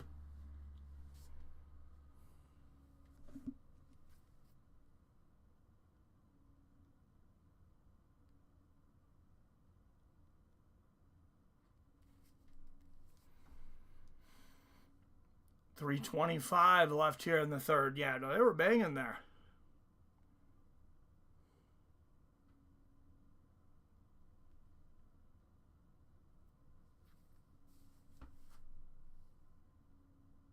Good right hand there from Roman. Or from Marvin. Push kick to the body there from Dolidze. If they go by looks, I mean, Dolidze's face is a mess. Good body kick from Vettori. Some guys just swell up more, though.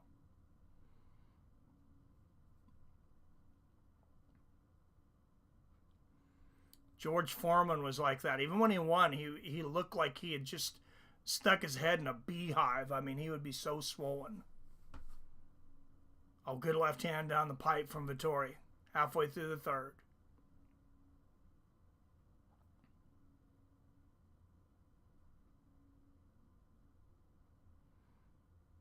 Oh, what a left uppercut from Dolidze. That was sneaky. Vettori smiled. He's like, you got me. That was a good one. Good right hand from Vettori. There's one from Dolidze. Head kick from Roman. There's another one. I mean, both of them partially blocked, but those are not good for Vettori. Good body kick from Dolidze. And there's a left hook upstairs on the temple.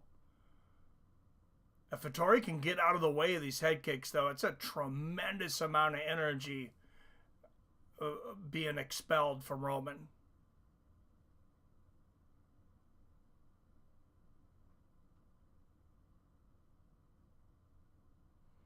Especially from a guy that's not used to going 5 rounds.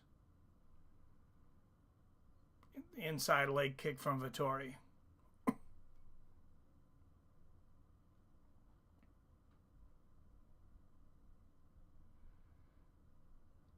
Oh, Dolidze peppering that front leg of Vettori.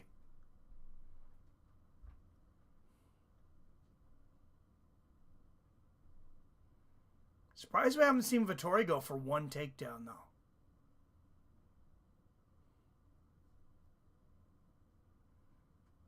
Yeah, Vettori checked that one. Good counter right there from Marvin. Oh, nice elbow and a right hook from Vettori. Dolidze comes firing back. And the inside leg kick, and here we go.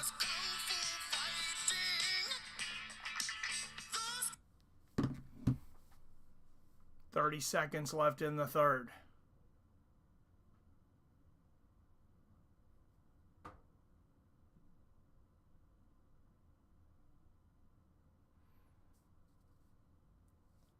Oh, Dolidze is going to throw his shoulder out, throwing shots. He's got to be wearing himself out. I mean, he's been swinging for the fences so much, through like 10 leg kicks in this round.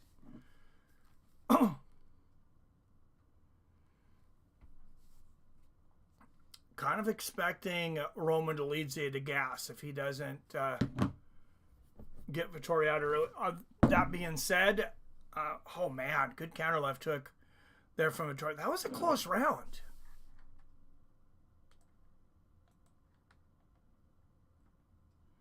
Kind of feel like that's Roman's round, though.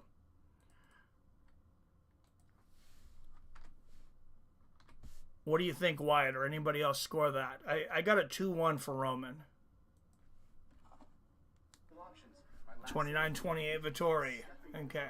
Without doing any offense, I want to car crash that elbow inside. If he steps over with no offense, car crash his ass. What do you got? I had a 29-28 Roman, but yeah, close round.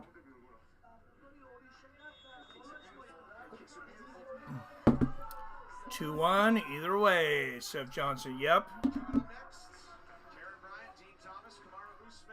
Yeah, that one might be split on the cards. It might come down to that third round should we go to a decision.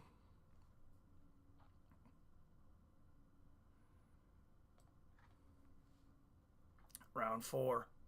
And Vettori opening up with that leg kick right away. Oh, there's a right hand for Dolidze.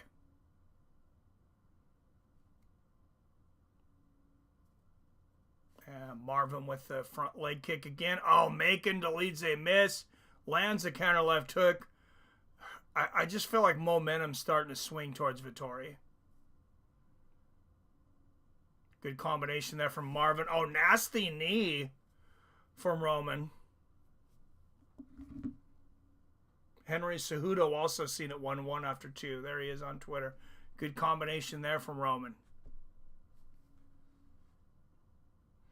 Round 3, definitely Vettori. Round 1, I'm going to Vettori, but I'm not sure. Round 1 is very close. Good right hook there from Roman. There's a clubbing right hook from Vettori. Oh, good combination from Roman. This is really back and forth.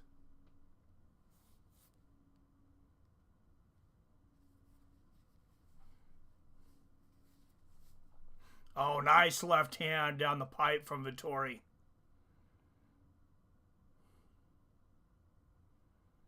Dolidze really slowing his pace down now.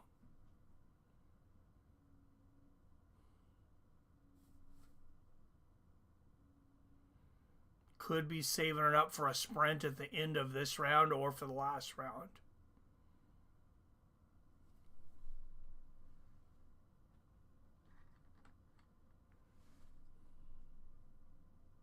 Oh, nice right hook from Dolidze. And you notice how he timed that. He kind of threw just a little hiccup in the step, the way he had, the way he had implemented that before, and he threw Vettori off. Another good inside leg kick from Marvin. He's really been punishing that front leg of Roman. Good 1-2 from Vettori. I'm surprised it hasn't bothered Dolidze more. That left side of Dolidze's face is so swollen.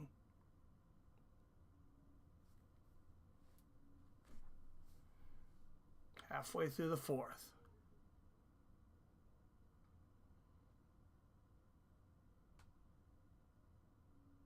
Good first half of the round for Vettori.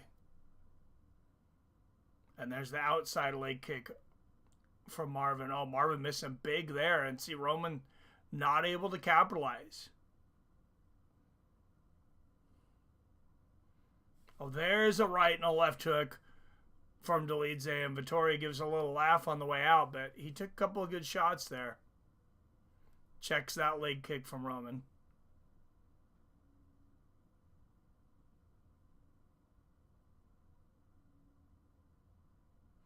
Oh, that spinning elbow. It landed this time for Roman. Good timing. That whipping front leg kick from Vettori. Nice 1-2 there from Marvin. And Marvin's finally starting to show some redness on his face.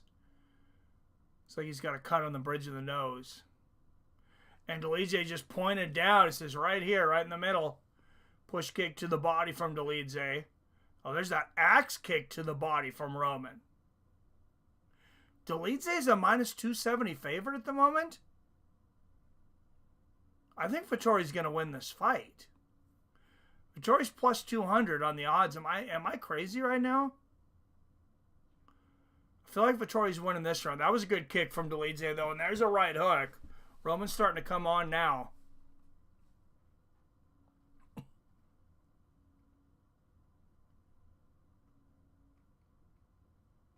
Marvin continued to punish the leg.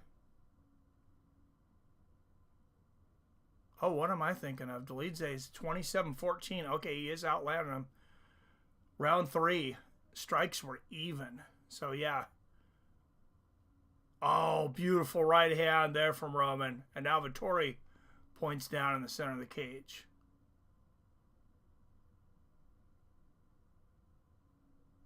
Oh, big overhand right from Roman. And there's a good left hook from Vettori. Right hook. And they exchange right hands.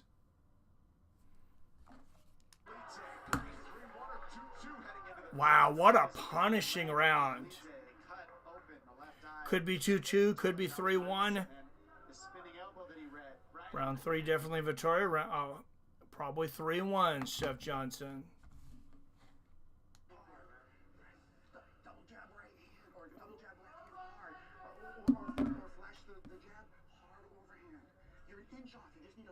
I tell him, Vettori, flash the jab, hard overhand.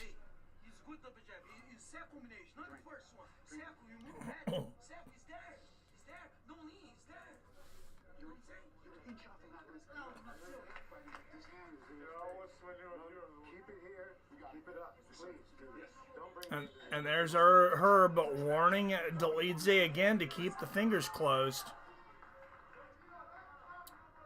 Of course, still no point. Tied or Dolidze is up. I agree.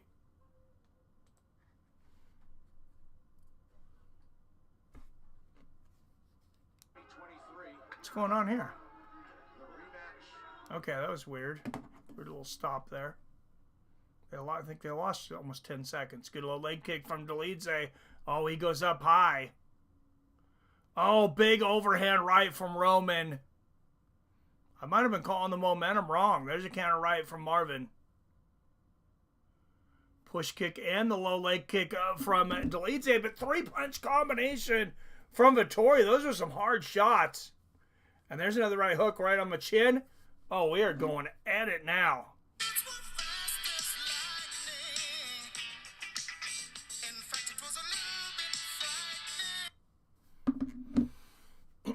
Oh, beautiful left hook and a right hand from Vettori. There's the right hand from Dolidze.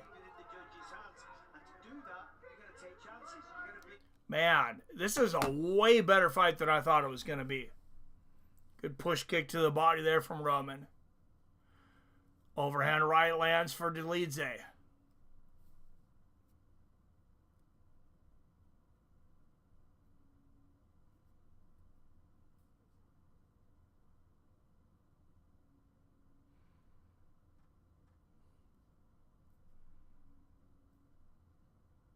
Oh, Oh, nice left hook upstairs. Right hook to the body there from Marvin.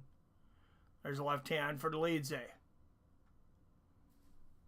Oh, both of them banging back and forth. Dolidze's face is covered in blood now, though. I think it might finally be affecting his vision in his left eye. He is stalking Marvin, though. Maybe a little overly aggressive here. Marvin's a good counter striker. 3 minutes left in this fight.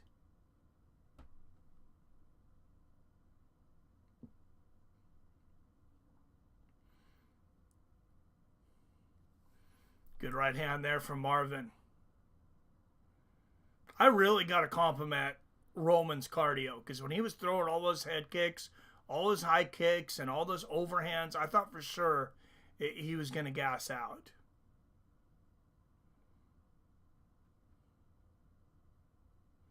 And there's the body kick from Roman.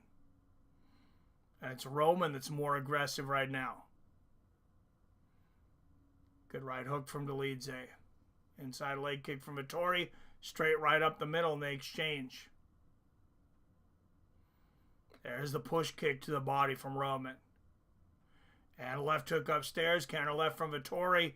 Nice overhand right from Dolidze.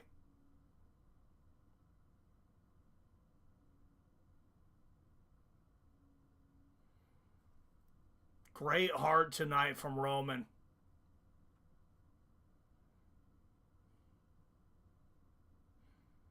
I did not think he could keep that pace up. Good counter right there from Vettori. Body kick. Dolidze saying, or Vettori said that's low. And a strike gets below the belt of Vettori.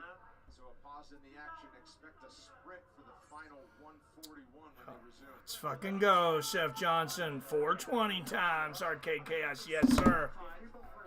Oh, and Arcade Chaos. I never got back to you on the more emojis. I went to the premium memberships. For some reason, YouTube says I have to have more subscribers before they'll let me make more emojis, which is dumb. Good right hook and a body kick. Oh, Dolidze shook him there. Roman Dolidze closing strong here in the fifth. And there's a right hook from Marvin. Knee from Dolidze. Come on, guys. Let's go.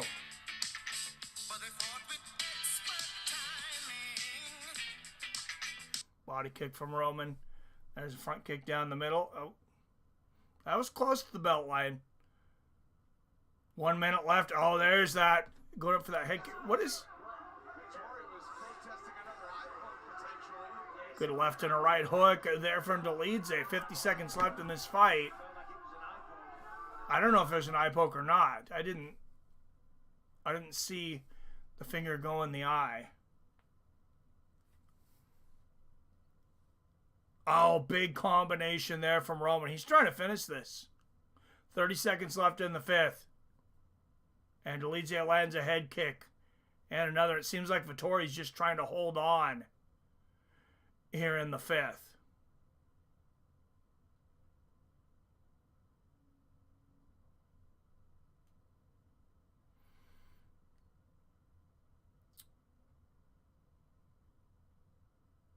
Good exchange there, but yeah, I feel like Roman Dolidze just had more at the end of the fight.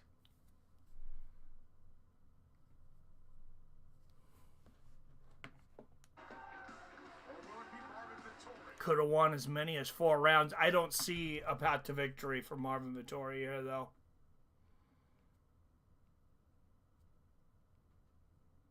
I gotta say Dolidze. It's just, did he win 3 rounds or 4?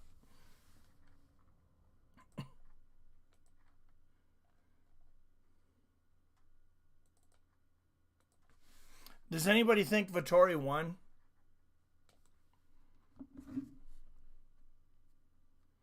What, it says Dolidze won. Yeah, I have to agree. Chef John says no. Going for Vettori, huh? PBR, no.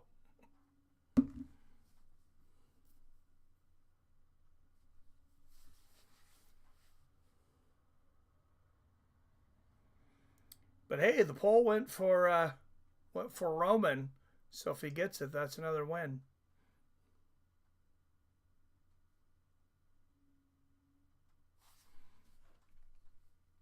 Fight Night is presented by Bud Light, who reminds you to drink responsibly.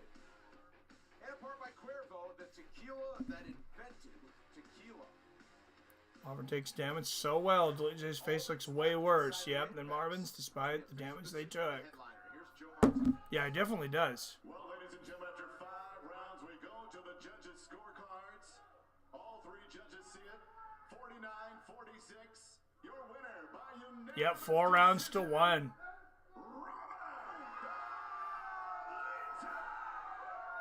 Wow, that's a big win for Roman. That's a huge win. I felt like that finally puts him in title shot conversation. I don't think he's getting a title shot next. Give me your thoughts on the fight. You know what? First of all, I want to say a big thanks to Marvin. But he's there. To fight me, I'm very thankful. Second of all, it was a big and important test for me. 5 rounds, hard, because I'm in high level. I'm in with killers, monsters. I need to be ready for anything what can happen. And this fight was very important to me first for mentally. So I can go 5 rounds hard. Of course, now you guys have spent 8 rounds. Especially at 36. They need to be thinking about giving him a title shot. As opposed to the first. So what did you take from the Dog watch, yes, Jason. I mean, he needs at least 1 or 2 more good wins. But now I was ready. I was controlling. But he's definitely entering the conversation. I can go hard and die in first round, but I can go hard 5 rounds and still keep going. Yeah, you really pushed the pace in the 5th round. Monday morning, you're going to have a big ranking by your name. Who do you want next? And Jim, 100%. And there are 2 realistic fights. re-upping premium member 24 months. Let's go, just give me day. That's all what I need. Nothing more. And you know I can fight in 5 days. Just give me a little bit of time to make weight. That's all. It's a great call out. It was a beautiful fight. I love the fair as well. Ladies and gentlemen. Wait, who did he call out? I missed it. Big ranking by your name. Who do you want next? You know, I deserve top 5 fight, 100%. And there are 2 realistic fights for me. It's a Whitaker or Adesanya. Let's go, just give me Whitaker or Adesanya, okay. nothing more. And you know I can fight in 5 days. Just give me a little bit of time to make weight. That's all. I can fight in 5 days. Not with that swelling by your eye. They ain't letting you fight in 5 days. Thank you, Jim. I like the Whitaker fight better, honestly, Chef. I don't want to see Izzy fight Roman. As an Izzy fan, doesn't seem like too many people want to play a verdict anymore. Well, have they fixed it? The thing is, it's not showing us our positions. The last time I checked. I'm sorry, I know I didn't make my picks this week either.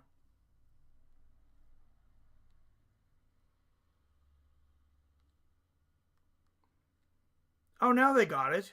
Damn it. All right, well, I better pick it up then. Hey, you won the wow, 8,900 points this week, Jim. Damn. That's going to be one of the top weeks that we've ever seen.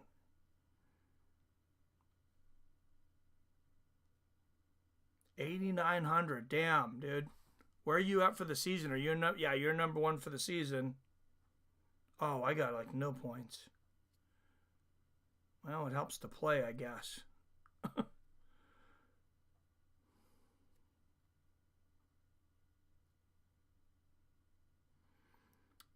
Well, now that they've fixed it, hopefully we can get people excited again.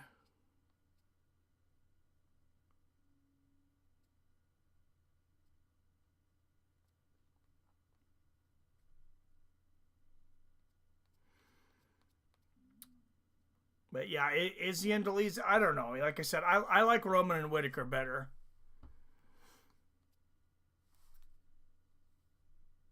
Hopefully Whitaker's got the jaw thing and teeth and everything all figured out. We don't want to see that again. believe he had surgery, if I'm not mistaken. Let's put the phone number up for anybody that wants to call in, and let's look ahead to next week. Because next week's a great card, especially for a fight night card. I think it's next week, right? And we got March Madness. My favorite time of the year. Selection Sunday is tomorrow. Then games will start, I believe it's Tuesday. So I'll be covering a lot of the games. Okay, let's put that up. I'm going to put that up for everybody to see. 425-791-8730 for anybody that wants to call in. Or on Messenger.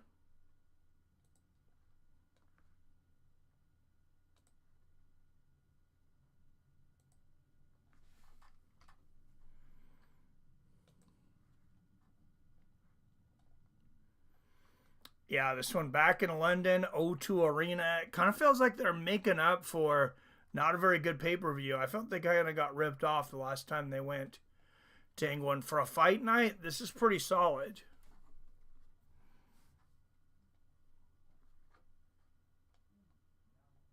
So, Christian Leroy Duncan. I haven't heard that name in a while. He's coming back against Andre Pulyav.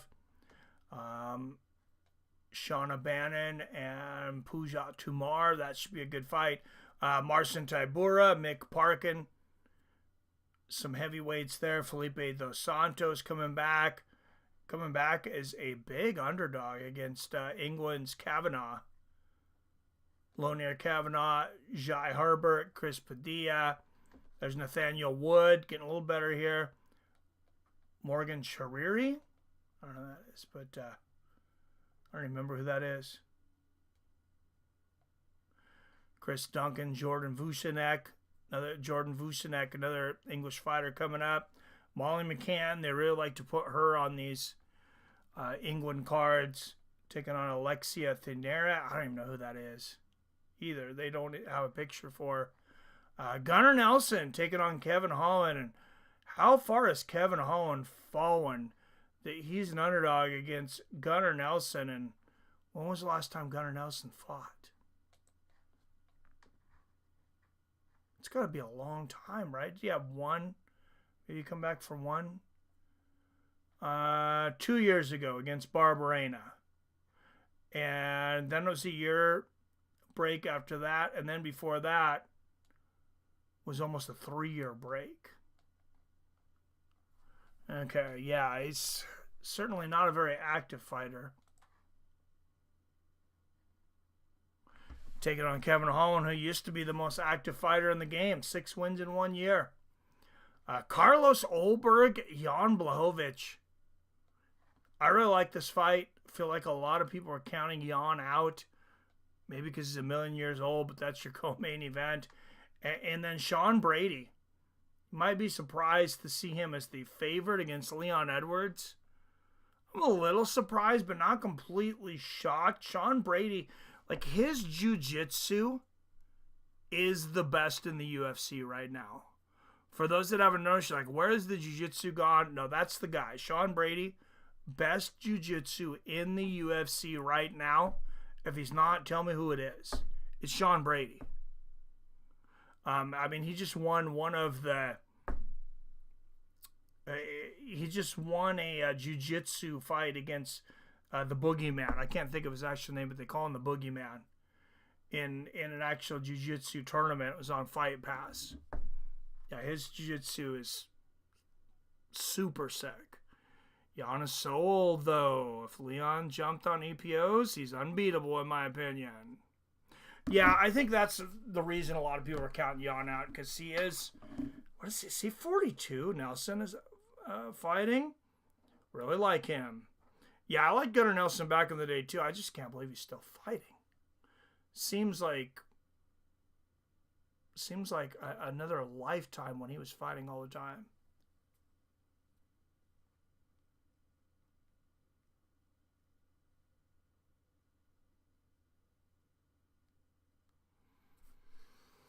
So, oh yeah, Jan's 42. He just turned 42 last month. Yeah, that's old. That is old. Coming off a split decision, a loss to Alex Bahady. He hasn't fought in almost 2 years. It was a split decision, a loss to Bahia, July 29th of 2023. He's also got that draw over Magomed Ankalaev, but that's a long time to take off.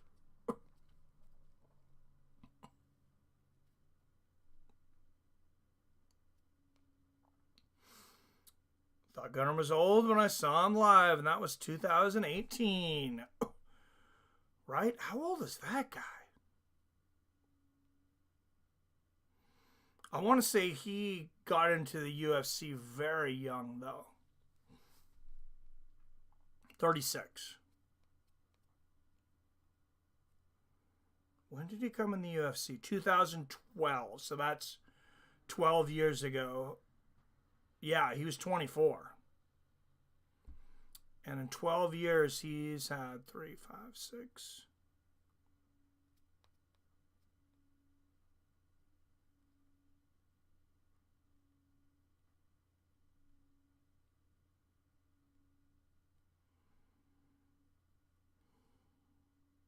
So 15 fights in 12 years. Yeah, not a lot of years with multiple fights. 2015, 2014, 2017.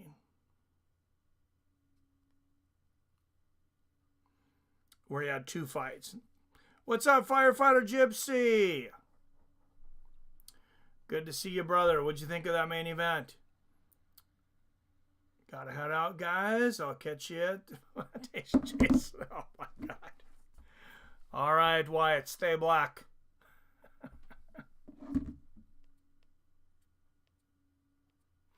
Yeah, later, Wyatt. Wyatt, you gotta talk to your fellow Canadians. You gotta be the 51st state. And let me tell you why. We're so great. Canada's gonna be so great with you as the 51st state. We're gonna take care of you like a baby, like a swaddling baby in our arms. And it's going to be incredible. Absolutely amazing. Just trust Trump.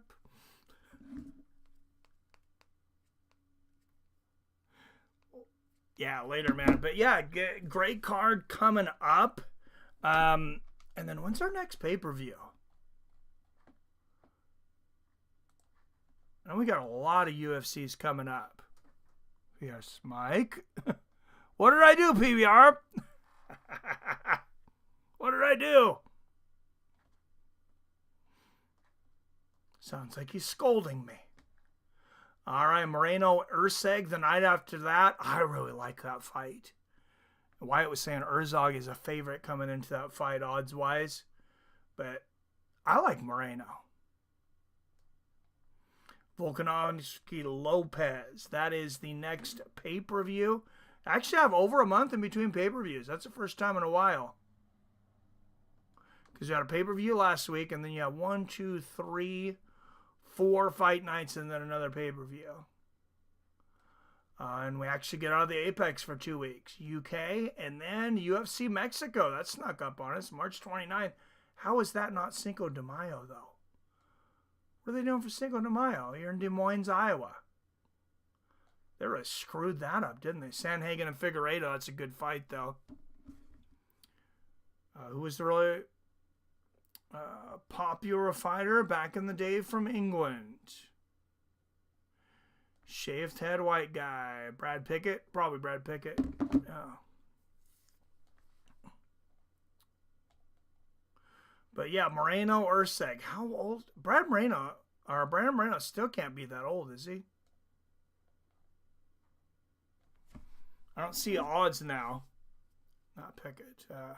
But I know you were saying that, Wyatt, I know you were saying that Urseg's actually the favorite in that fight.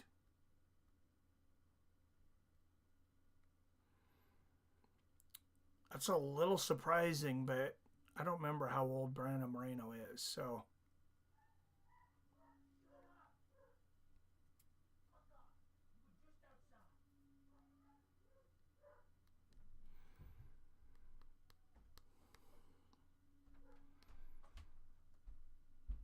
Come on, load, sure dog.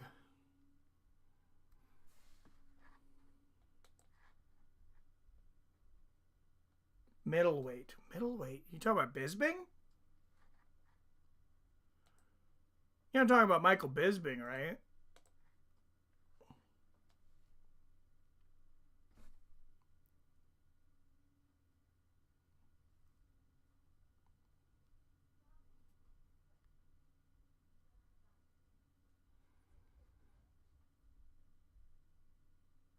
There he goes. Sorry. Yeah, Moreno's only 31. Wow. He really started young too then, didn't he? First UFC fight.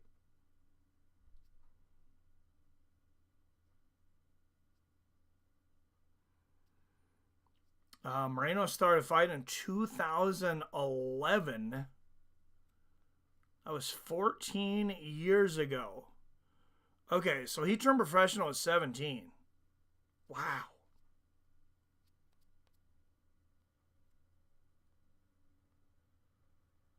That's wild.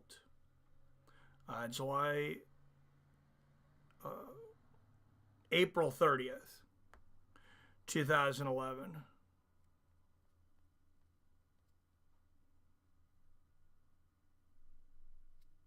Yeah, so he was definitely 17. He wasn't not close to 18.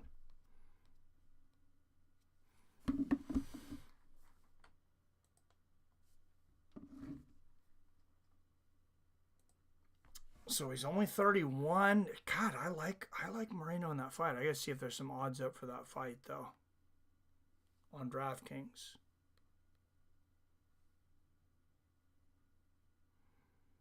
Go UFC.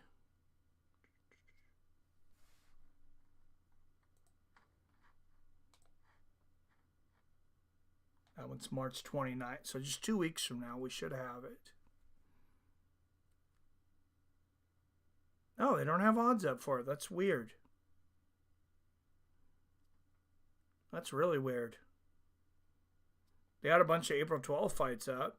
Maybe because it's a pay-per-view, I guess. Huh. But yeah, you can't even bet on that yet. Aspinall, minus 142 favorite. Listed for when they fight Jones, though. That's interesting. John Jones finally an underdog.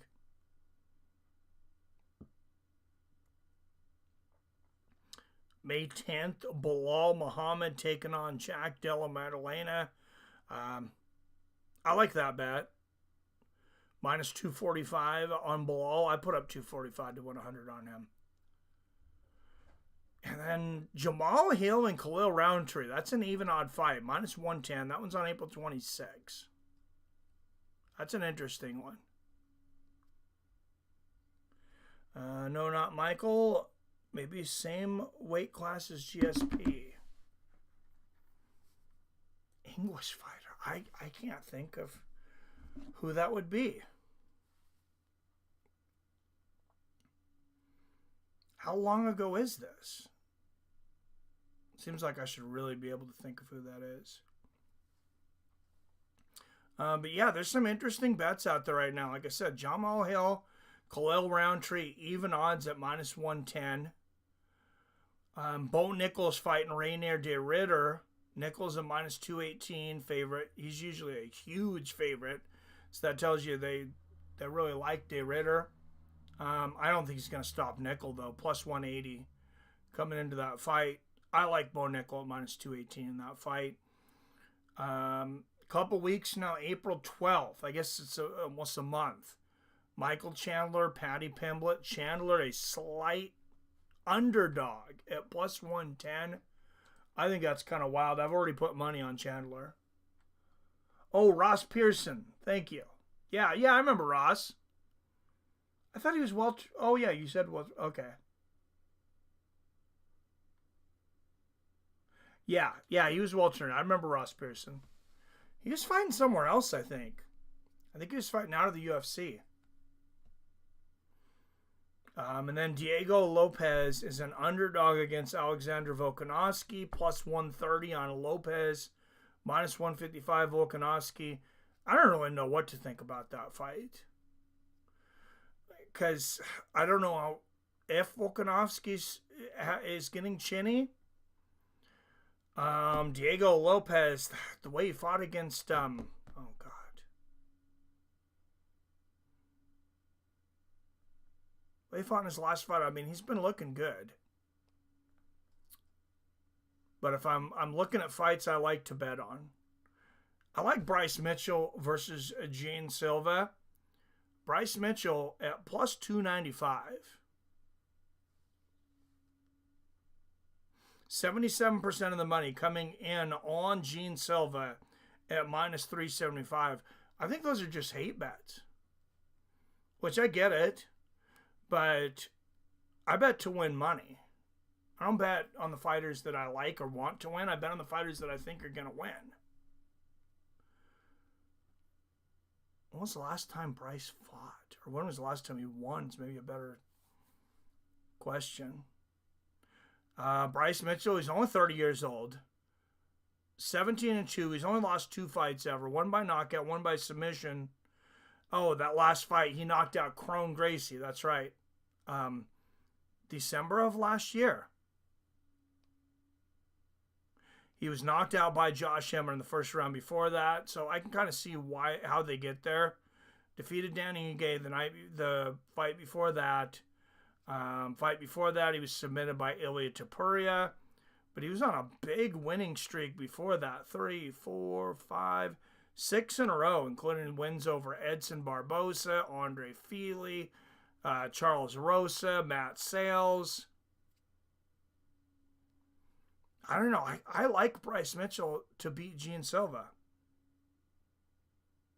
And he's a huge underdog. My money is on Lopez. What's up, Iman Report? Long time no see, man. You like Diego Lopez against Volkanovski? Yeah, I said that's a tough one for me. Lopez definitely could win that one. And it's crazy how fast guys fall in this sport.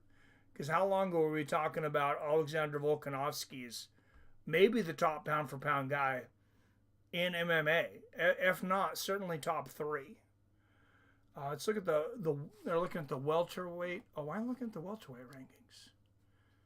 And that's a guy we haven't seen in a while is Joaquin Buckley. I think him versus a guy like Michael Venom Page is a good one. Oh, somebody who was just asking who Michael Venom Page should fight next. Joaquin Buckley. Joaquin Buckley's at number 6. Gets a date with Chidi and Njokuani. I mean, although, Ian Machado Gary beat Michael Page and Buckley's ranked 1 spot above Gary, I still like that. I like Michael Page. The fight everybody would like to see, I think, is Michael Venom Page and Stephen Thompson. That could be a very fun striking match. To me, Page is now a 185er. And even at 37 years old, I mean, his speed seems to still be an advantage against everyone. So, yeah, I got to agree with you. Go to 185, and that speed advantage is just amplified. What's up, Eddie Alvarez? Cheers, Mike and chat. Cheers, sir. Ivliev looks like a future champion. He's right there, man. Yeah, Movzar, he is right there.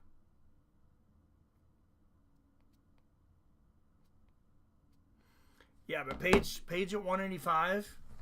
Let's look at 185 for a minute. I'm going to bring up the 185-pound division. Right now, cripple fight. Who wins? Timmy or Jimmy? Oh my God. Arcade Chaos. I love you, brother.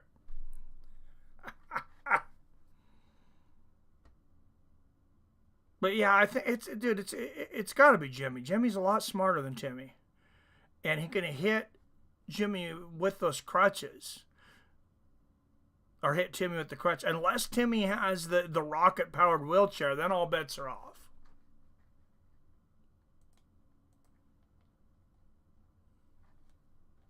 Or we're just going to the middleweight division. Let's see.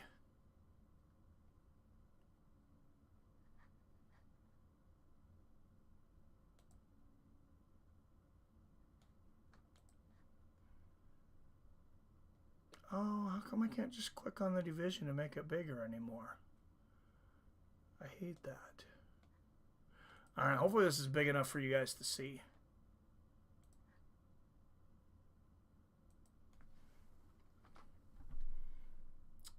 I don't think it is. I'll have to call it off, or you can go to the UFC site yourself and follow along. Nobody tally says, can't we all just get high? Yes, sir. Dolidze's next fight should be against Anthony Fluffy Hernandez. Yeah, that's a good fight. That's a good call.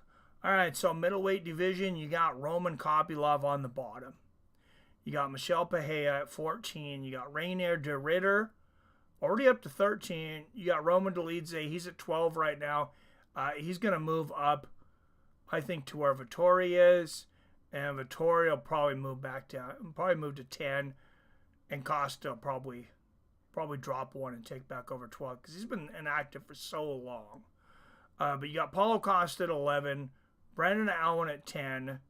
I think he's a bit high right now, too. Fluffy at 9. Vettori obviously is going to lose that 8th spot. Jared Cannonier at 7.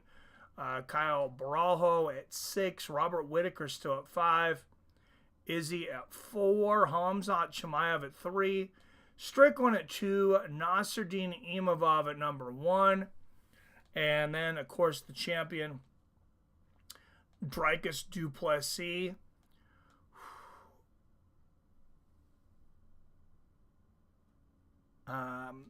But who does MVP fight? If he goes up to middleweight, you know what? Put him against Vettori. I know Roman Dolidze just beat him, but if Page wants to make a splash at middleweight, I think that's a good place to start. I think Vettori's going to move down to 10. I think Michael Page probably wins that fight, which, you know, being 10th at middleweight, I think, is better than being 15 at welterweight. I still don't agree that Page is that far down. But, I don't know. These rankings are crazy anyway sometimes. But, and let's say MVP. Let's say he stays at welterweight. The guy he just beat just retired. One eye. I can't think of his name now. Russian guy, though. Like, how is he ranked below Vicente Luque? I know Luque was up in the top not that long ago, but, or, 3-4 years ago, but he's not there now. He should be above Paredes. He should be above Michael Morales. At this age, I would think he's above Stephen Thompson and Jeff Neal. At least number 9 for Page. I think he should be at least 9. Especially if Gary's number 7, because that was a really close fight between him and Gary. The Bullet, yes. Magomed Sharapov. The Bullet. Thank you, PBR. And then Joaquin Buckley at 6. I mean, that's another one. That's a really fun fight. Michael Venom Page and Joaquin Buckley. At 37, if Page wants to take a shortcut, there it is. Joaquin Buckley at number 6. He's in the Bullet, injured. He retired.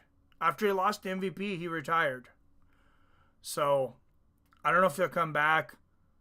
That's a bad fight for a guy with one eye against MVP. And I should have figured that going in, just because he gives you so many looks. There's so many looks. There's so many feints, so many angles. It's a lot to keep track of with one eye. Thinking Vettori versus Allen next. Let's see here.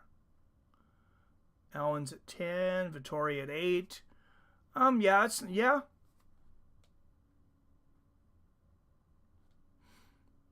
That's not a bad fight, because Vettori's going to drop to either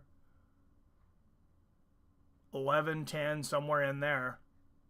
Basically ranked the same. I mean, I don't know if it does anything for either guy, but rankings-wise, it makes sense.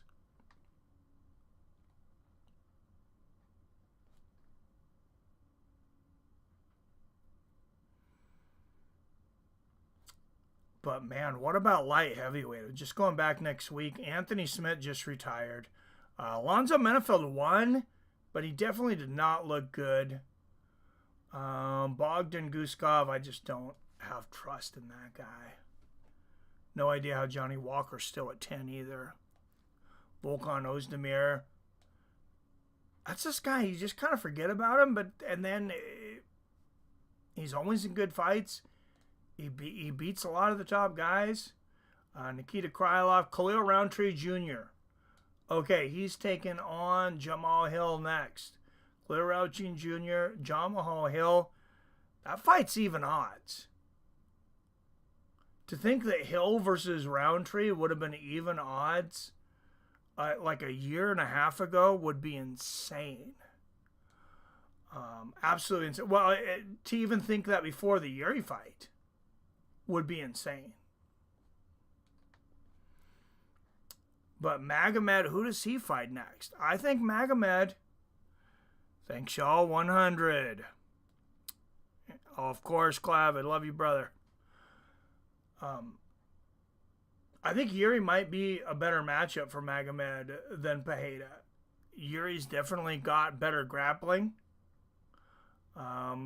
He finishes everybody except for when he gets finished. I mean, the guy does not go to decisions. I'm going to look up Yuri here for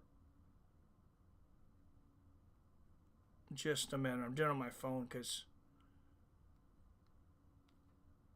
I do too much on the desktop. It tends to crash the OBS. Yuri's still pretty young, I believe.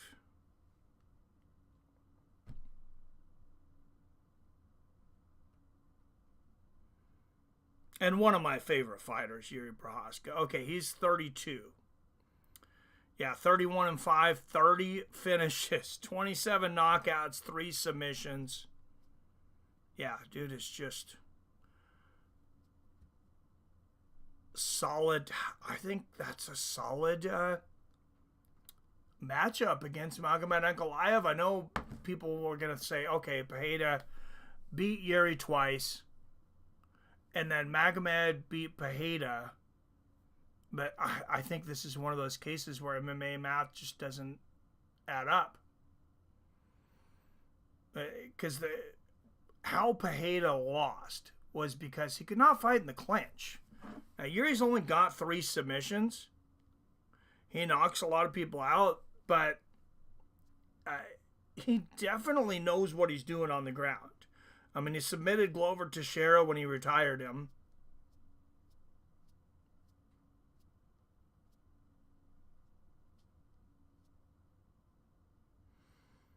And he's got a couple other submissions in his career.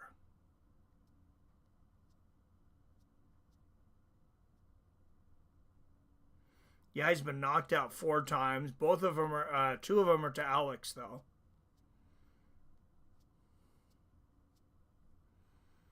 And just I hope that's the next fight for Magomed.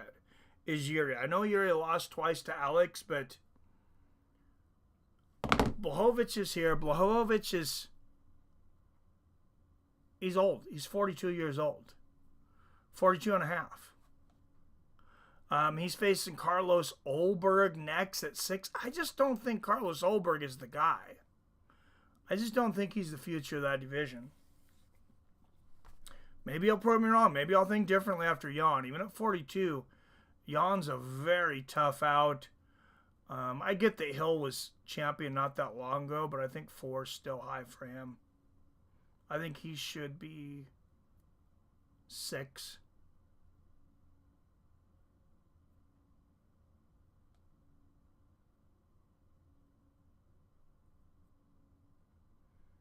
At the highest, actually. Yeah.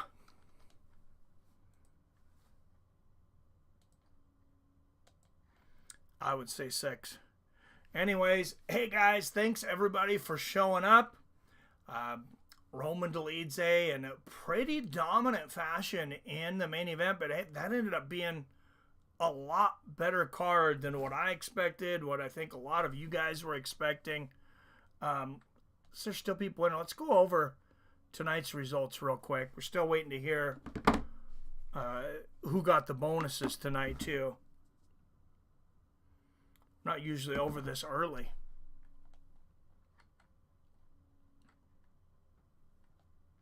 Later, MMA Mike. Later, PBR. Thanks for being here, brother.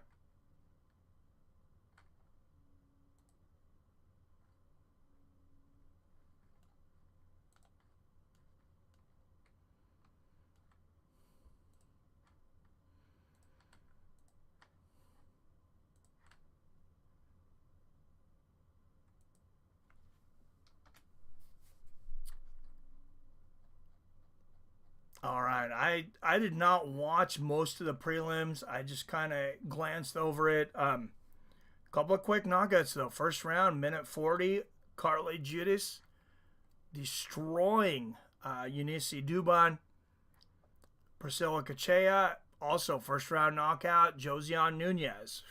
For a card that was supposed to not be very good on paper, this had a lot of finishes and a lot of good fights. Andre Lima, submission over Daniel Barrios. Those are a lot of big favorites winning. Priscilla was a bit of an underdog at plus 154. Sam Hughes, this one surprised me. I have to go back and watch this because I didn't actually watch the fight, but I really expected Stephanie Luciano to dominate Sam Hughes, really. Glad I didn't bet that fight because I would have bet Hughes. Carlos Vera, first round finish of Josias Musasa by submission. Su Young Yu, big favorite against AJ Cunningham. Couldn't finish him, but unanimous decision win.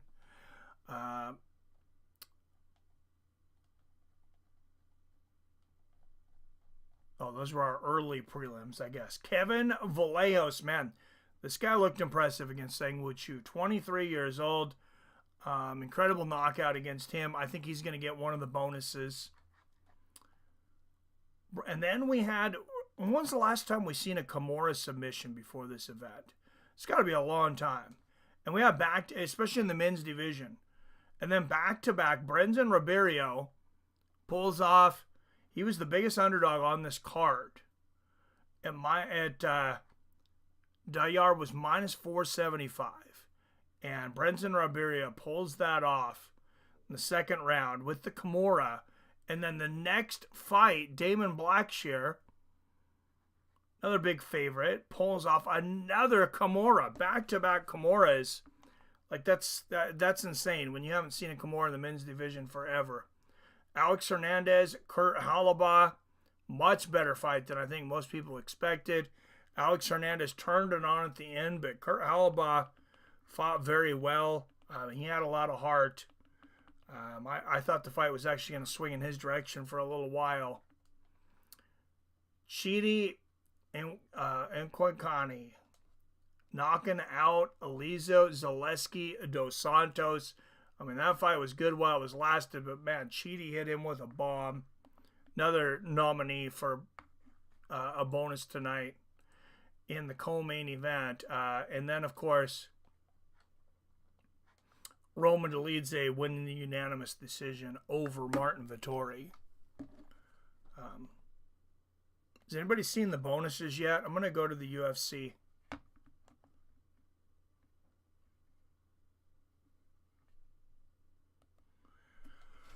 I'm going to go to the UFC YouTube page and see if they got it yet. Chidi versus Magny should be next. Oh, Magny's old. You think Chidi and Magny? All right, let's go back. Let's go back to the middleweight division here. And we'll see, where does Chidi move after this? He's ranked, right? He's definitely got to be ranked. Chidi is no spring chicken either. Isn't Magny a welterweight, though?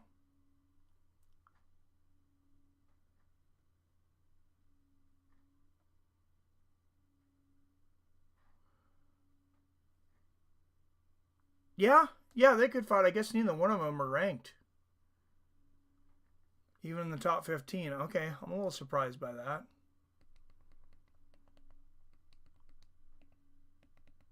I thought Chidi might be 15, 14, somewhere in there. I know Magny, it's been a while since he's had a very good win.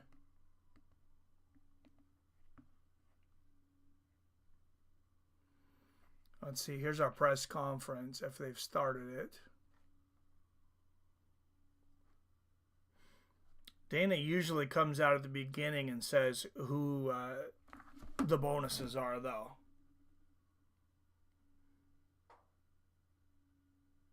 So it may already be up online. Oh, no, they have not started yet. Dana's not even there yet.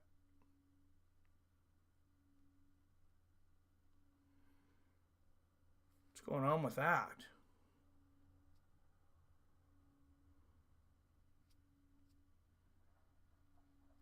All right, that's a late start to the press conference, unless, is it over?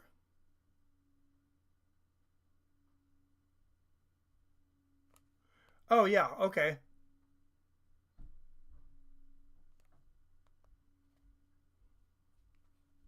Well, there's one fighter came out. 2 fighters. And then everybody's gone.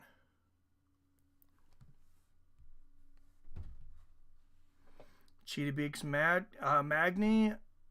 Fast track him the title contention.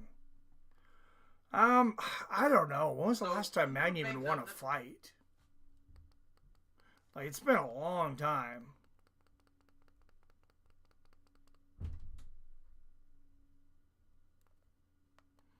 And I get where you're going. They're all, you know, they're both ranked. I kind of feel like that's maybe a step down for Chidi, though. Honestly, to fight Magny at this point in his career.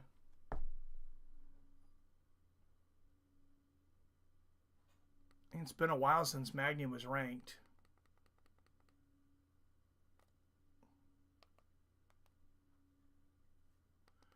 Huh. Yeah, it doesn't look like Dana's coming out anytime soon.